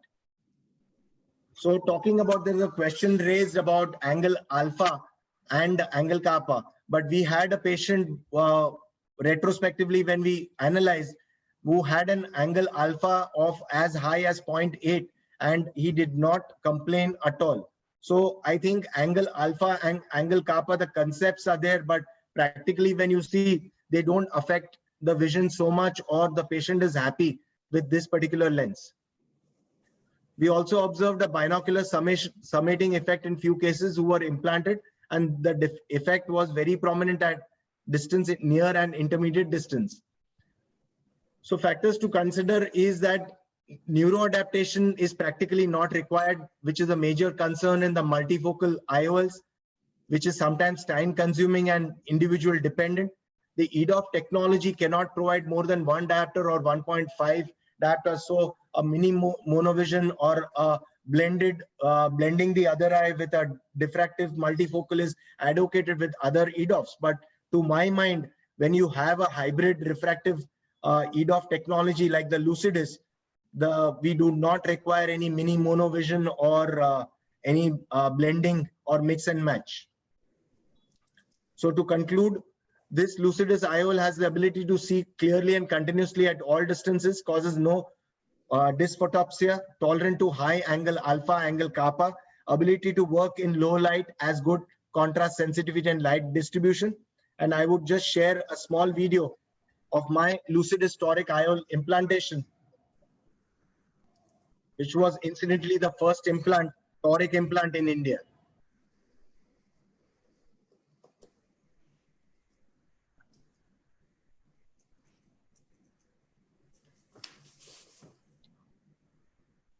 So this is marking the axis. I use the keratome edge to mark and indent the cornea.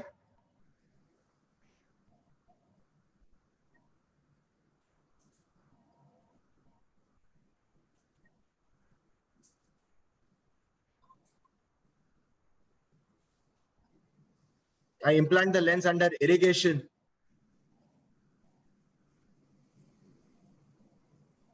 And with ease, you can implant this lens in the bag.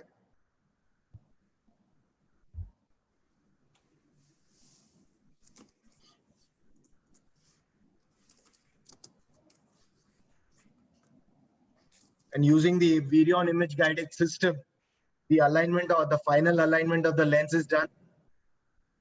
Yeah, definitely you have to irrigate the visco behind and before the lens, which is very important as Dr. Kumar described. Thank you so much. Thanks, Dr. Kenia. We have a bunch of questions, which is very good, and thanks for all of you to raise that up. Thanks, Dr. Kenia, as well, in particular for the defocus point and the fact that the defocus. Max, Dr. Nitin Malkan had some few words to speak. He specially requested me that if he could speak a minute or so. So he's one of our panelists. I would request Dr. Nitin Malkan to put his point of view about Lucidis IOL. Yeah, thank you, Vaishal. Yeah. Am I audible? Yeah. Yeah. Thank you. I'm very happy with these lenses. I've used quite a few number of lenses and really very happy. And I've always tried to understand the optic part of it with various lenses. Like Dr. Kumar said, that I've also started using multifocal lenses array onwards, and they did mix and match with every type of multifocal lenses available, bifocal and trifocal and everything.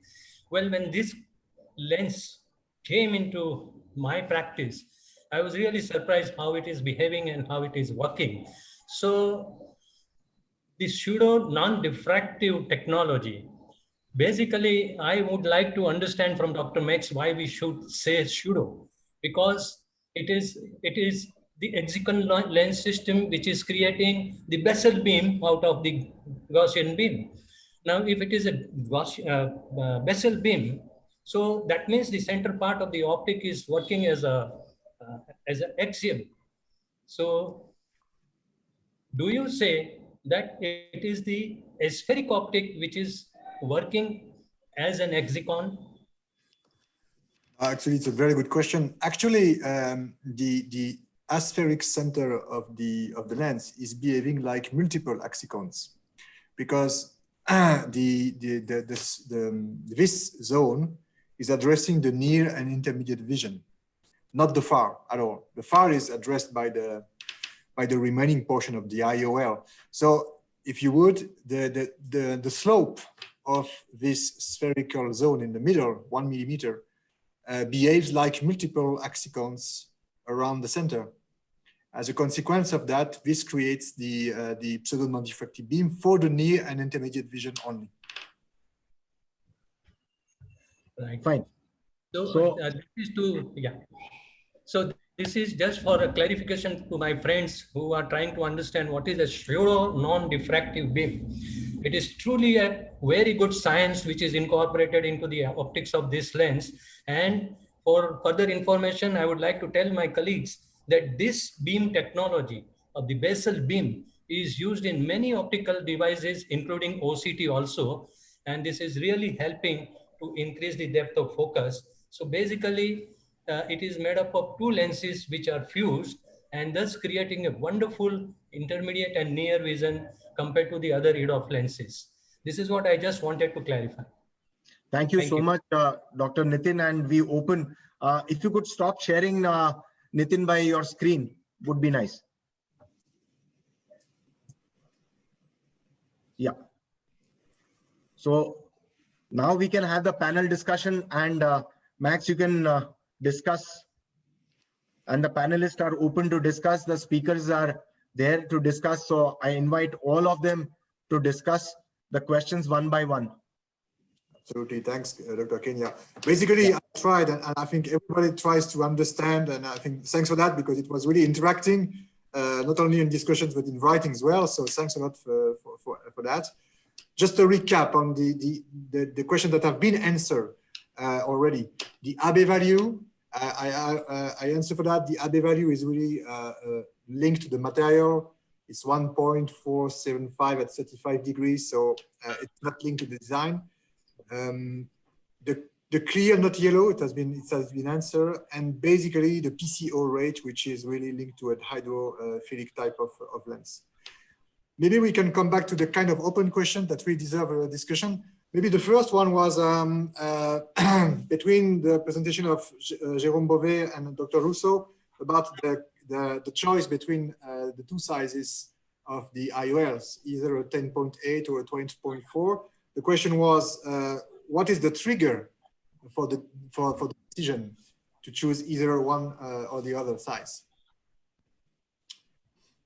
You speak about the lens, the size of the lens. Yeah, the size. We always take the same lenses because it's just a question, it's a difficulties to order. And so we use always the same little one, and we have only two who rotated. And so we adjust this system, but that's true that if we have a high myopic eye, then we will have to change and to take a bigger one. But the little one is quite well, and it's just an administrative problem that we don't calculate the system. That's just that. Yeah. Well, thanks. I think it's more linked to the capsular back size, and if the patient is myopic as well. So, I mean, it's really what we see is really the choice of the doctor, but I mean, that's really the question behind. Another question was, or a couple of questions were linked to the type of material, and therefore it's hydrophilic. So therefore we have PCO, and I answered to the PCO rate, which is linked to the material, which is 30 to 50%. This is it. One of the questions there was, is the early PCO mixed with macular degeneration? What happens there? And if this is affecting macular degeneration, if it is affecting the vision of the patient with the sphere. There were two questions on there. Macular degeneration. Someone wants to take that question, maybe? Dr. Russo, you can take up that question.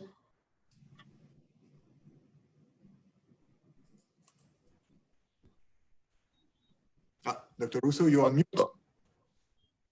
We can't hear you. Yeah.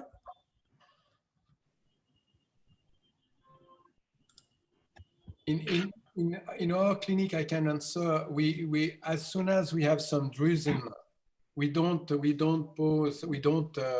ask the patient to have a multifocal or an EDOF lenses. So we have at this time we have no DMLR with Lucidis patient, and it's quite young people, and so if we see any drusen in the retina, we don't ask for Lucidis or for any type of this type of lenses. So we will see, but I think that if there's only 1 millimeter in the center who are for intermediate and for near, it will not be a problem for the people who start a DMLA, a macular degeneration. I don't think so. So, Jerome, what I have done in India, what I have done is if a patient has a drusen, I'll still put an eye-hands. It's more like a very blended zone. So it more is like a magnifying glass. It's like a low visual aid going inside the eye. Obviously, we know that, yes, if it doesn't behave like an eye-hands, it behaves like a normal foldable IOL. So I have gone ahead and implanted with background diabetic retinopathies. I'll still put an eye-hands. Or I will also put in macular degeneration, but I've never done a Lucidis. So I've done this, but I've not done that. So I have counseled the patient accordingly because the contrast sensitivity is very good. So of late, we have put in these borderline cases, where there is dry ARMD and in background diabetic, we have put Lucidis and it has behaved very well. And the patient knows the limitation. And after you have counseled the patient well, you can put it, because as Dr. Jerome said, it's not affecting much the contrast, unlike the multifocal lenses, So definitely you can think about the Lucidis EDOF.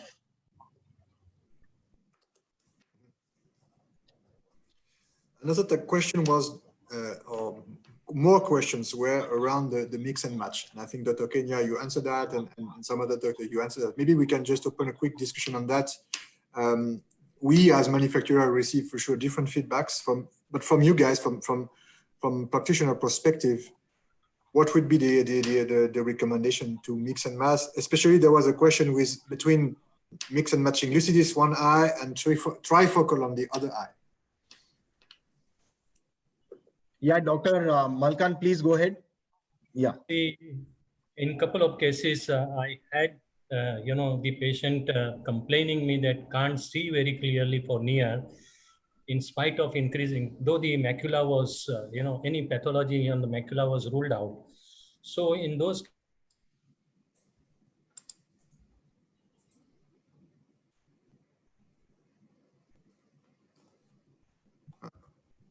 We have lost. Yeah, we have lost. Back. So what I would like to say is that patients where the near vision is affected, you have to be bang on the biometry. Your biometry has to be very good. Even a little bit of residual astigmatism is going to affect your near vision.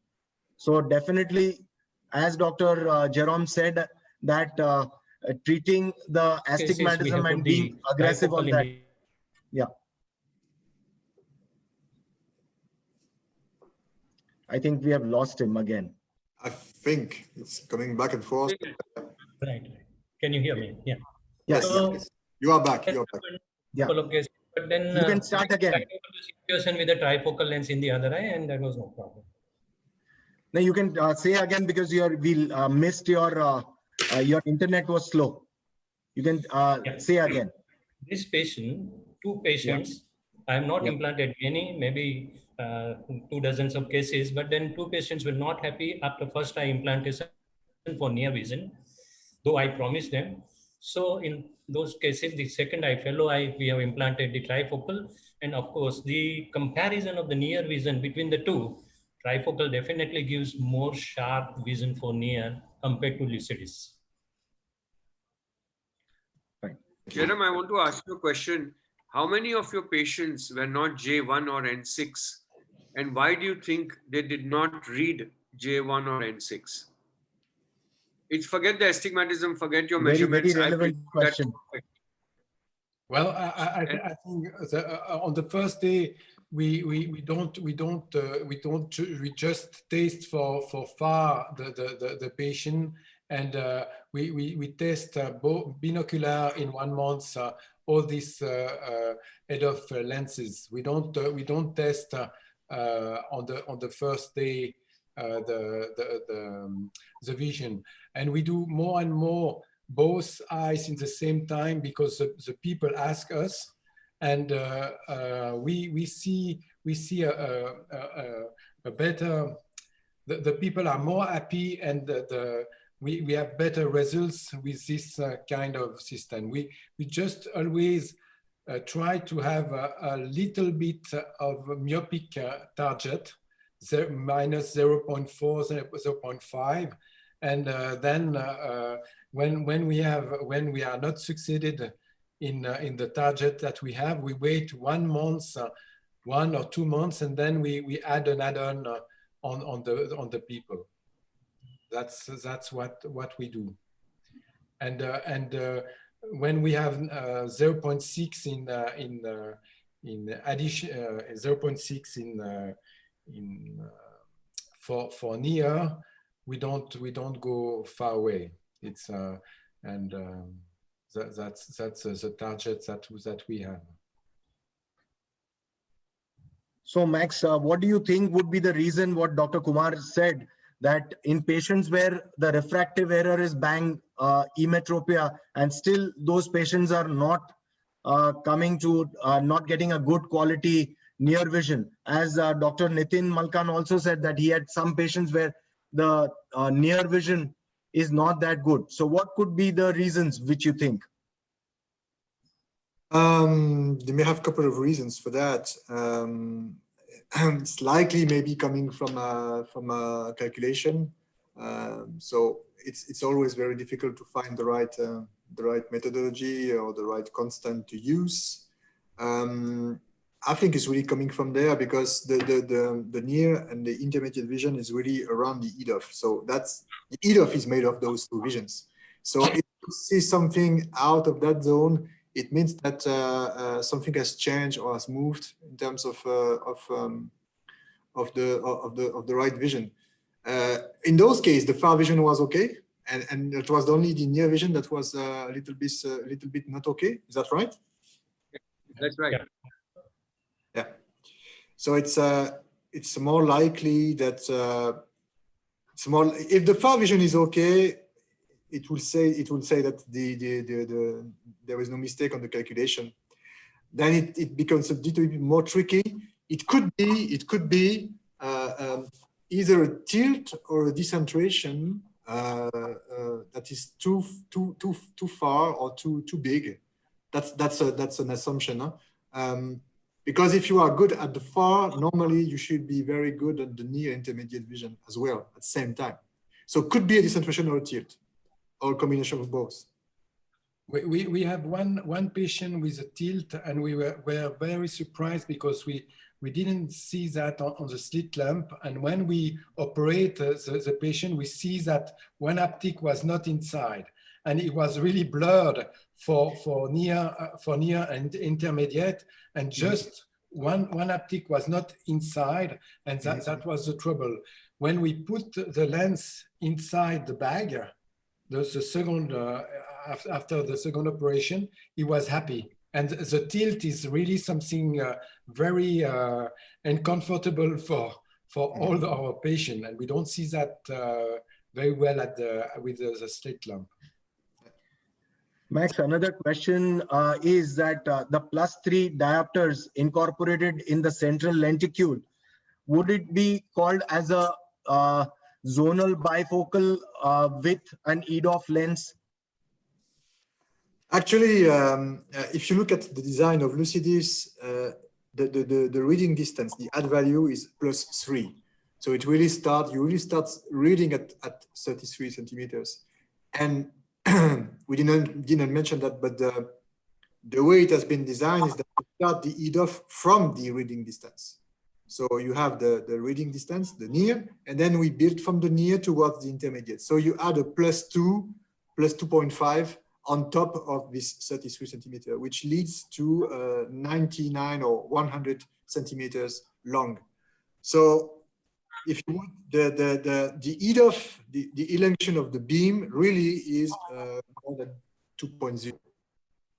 You know, something which strikes me is that the Synergy lens, which is in the market now, is also a bifocal lens with a diffractive EDOF technology blended together. Mm-hmm. And here in our platform, the Lucidis platform, it's again a bifocal technology blended with a pseudo-non-diffractive beam EDOF.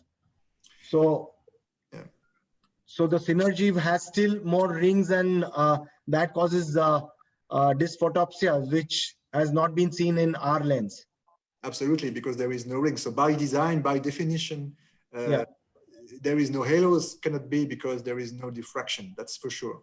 That's the beauty of the lens. Now, every time you add rings, you have for sure, you can create an EDOF, that's for sure, by diffraction. We all know that. But the price to pay is you have too many rings and too many diffraction effect. Period. True. I have a question. Why it's only 1 millimeter in the center of the Lucidis and not 2 millimeters? Because, well, the question will be, if it's 2 millimeters, perhaps the intermediate and near vision will be better. Or, I don't know. It's Oh, that's a very good question. It's when we designed that from scratch, we start doing multiple prototypes. You can imagine, and this center, this very center is key. So if you enlarge it, of course, you will benefit from a higher near and intermediate vision in terms of speed of energy. But the price to pay is then you have to pay the price on the far vision. And we realize that 1 millimeter is a very good compromise, especially if you are under twilight conditions. Otherwise, if you have a 2 millimeter, the issue is that you won't see at far. Potentially, if your diameter of pupil is close to 2, for sure. yeah, right. It's always a compromise, huh? Yeah. True, true. Dr. Ragini, madam, any comments which you think, hearing this talk today, what do you think about this lens? Just to unmute. Yeah.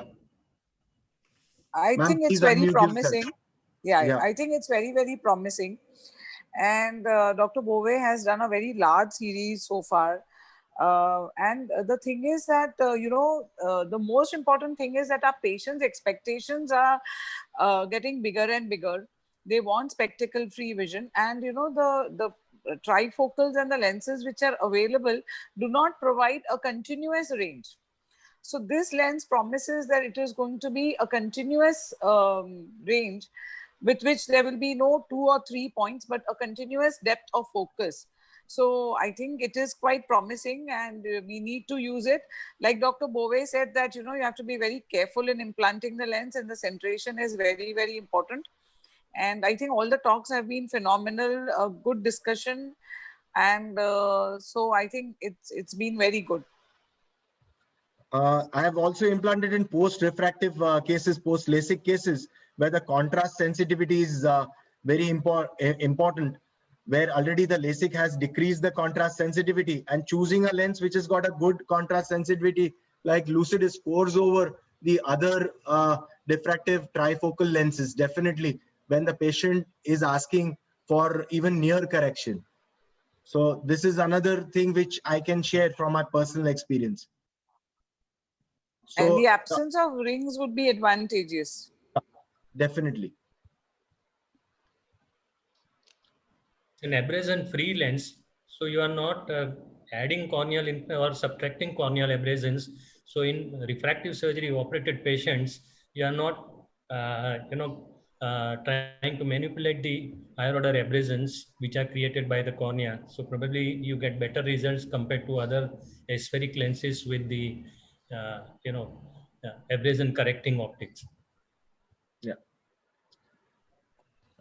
Dr. Varman, if we could have your point of view about this lens, what do you see about it? Not just this lens, the whole industry is moving towards a lens design, which is going to be giving you a flat deep focus curve. And we've come there with the EDOF lenses. If you have a trifocal, you get this multiple humps. You don't really get an absolutely flat curve. But the issue now is that the EDOF lenses, the tail dips down too early. If you look at the defocus curve of Lucidis, you start off at +1 and peters off somewhere about +2, -2 to 0.5. If you could find an improvement where the tail would lift up another 0.5 to 0.75 diopters, we have the ultimate lens in the market. With the kind of ray tracing platforms that are available for manufacturers, I don't think we're probably a few months away from going into that kind of a situation where you have a lifted tail. That means you get it from +1 right up to -2.5, maybe even 3. We could even probably hit 3, 3.5.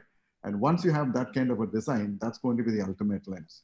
So the EDOF lenses are the only ones that can give you this kind of a defocus curve with no loss of contrast sensitivity. So this is the future, or rather I would say this is the present, and the future is going to be very interesting and very exciting. We're going to have phenomenally good lenses which look and feel like a monofocal, but they behave like an ultimate multifocal. I think we're just probably a few months away from that. Quite agree with you. What would you comment on that? As a physicist, is that possible to lifting the latter half of the tail of the defocus curve? Are there any limitations of optics, or why adjust up to -2? The limitation of the defocus curve. Can we improve on that? What is your comment? I mean, the difficulty resides in the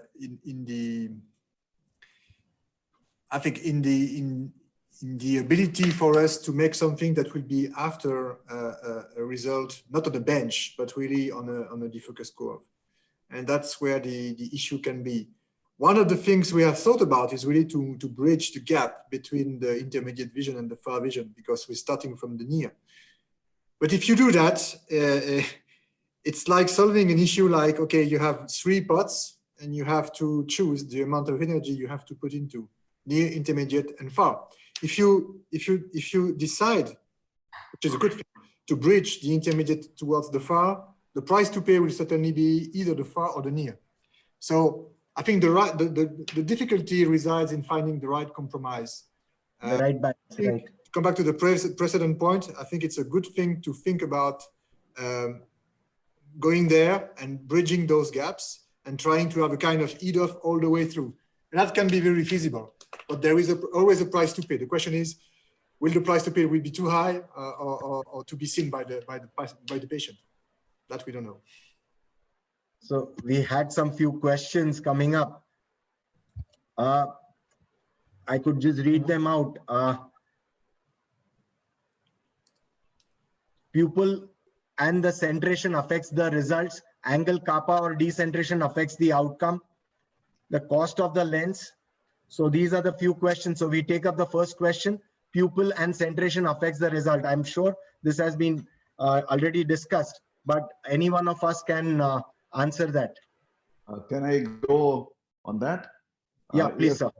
A very gross decentration or a tilt probably will affect, but I think a mild decentration or a very mild tilt is not going to be an issue. This angle kappa and angle alpha, in my personal opinion, it's been overhyped. I'm not very enthusiastic about these issues. I don't find them to be very important practically. I stand to be corrected, but I'm not very, very convinced that we have to look at angle alpha and kappa very diligently. So I'm not very, angle alpha maybe. Angle kappa, I really would disregard at this point of time. I would apply a little bit of my concentration on angle alpha. That's where the lens is going to center, because it's going to center on the bag. If the bag and the pupil are not centered on each other and they're grossly decentered, there could be an issue, because that means the lens is going to decenter in relationship to the pupil. Another issue is going to be that this lens, being the central 1 millimeter is the active zone, the pupil has to be at least 2 millimeters. Thankfully, we don't see too many of our old patients having less than 2 millimeter pupils, but then rarely you come across somebody with a 1.5. Such a person is going to have issues, so you should look at the pupil. Rather, don't take up patients with very small pupils. If they're going to be less than 2 millimeters, thankfully, they are very few and very small in number, so we need not really be worried.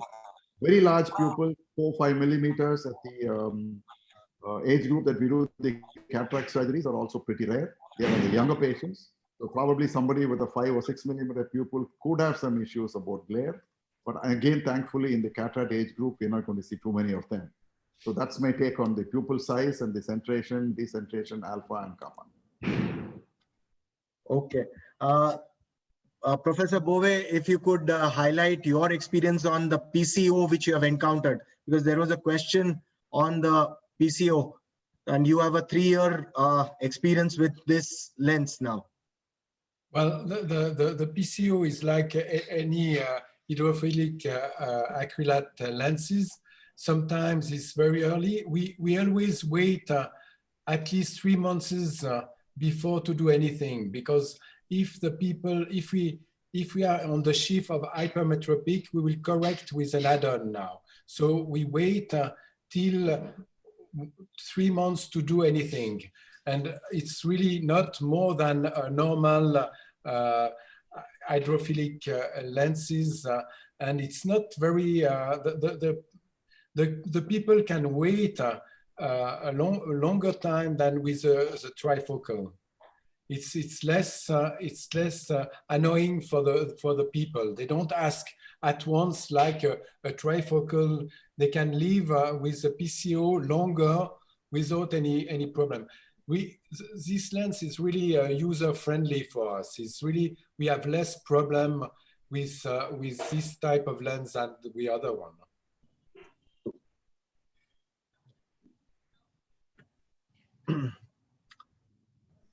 So, Max, any final comments?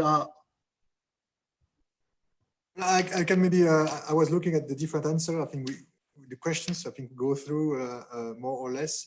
I can take the one from the cost of the lens, because it's very important for us that we put the price as a reasonable, let's say affordable EDOF IOL. And I think that's the only one, and that's what we really wanted to do. So the price varies from countries to countries for sure. That's the reason why we have very good distributors all over the place, in India particularly, and in other countries. But it's really meant for being the first affordable EDOF IOL, really available for everyone. That's what we want to do in terms of positioning, marketing position. Fine. So it has been a very gratifying experience to hear international speakers like Dr. Jerome Bovet, Andrea Russo, Dr. Kumar, Dr. Sujatha Mohan, madam, and the panelists have been really Dr. Nitin Malkan, Ragini Parekh, madam, and Dr. Arul Moses Varman, all have contributed and given us a lot of good insight. And I thank the SAV IOL and Dr. Max for organizing this and giving their inputs for this, organizing this CME. I hope many more CMEs we can organize on this front in future with more further development. And I thank BOA for supporting this CME. I thank Dr. Preetham Samant and Dr. Swapnesh, who are the President and Secretary of the BOA, Bombay Ophthalmic Association, for organizing this international CME. I thank Professor P Lahane for inaugurating and opening the CME, and the panelists who accepted our invitation. I thank all the wonderful audience which has stood till the last, and I hope it was interesting, and this is the next leap in the extended depth of focus lenses. Thank you so much, everyone. Let us not forget Dr. Vaishal, Kenia. 3 cheers to you for organizing such a wonderful CME and doing a good job on it. Thank you. Thank you. Everybody. Thank you. Thank you, everybody. Thank you. Thank you. And see you next BOA. Thank you. Yes, Bovet sir, looking forward. At least we'll meet virtually. And Absolutely. then, and hopefully in May, we can meet Absolutely. in person. Take care, sir. Be safe. Take care. Bye-bye. Bye. Take care. Bye. Bye. Thank you Bye. very much. Thanks, bye.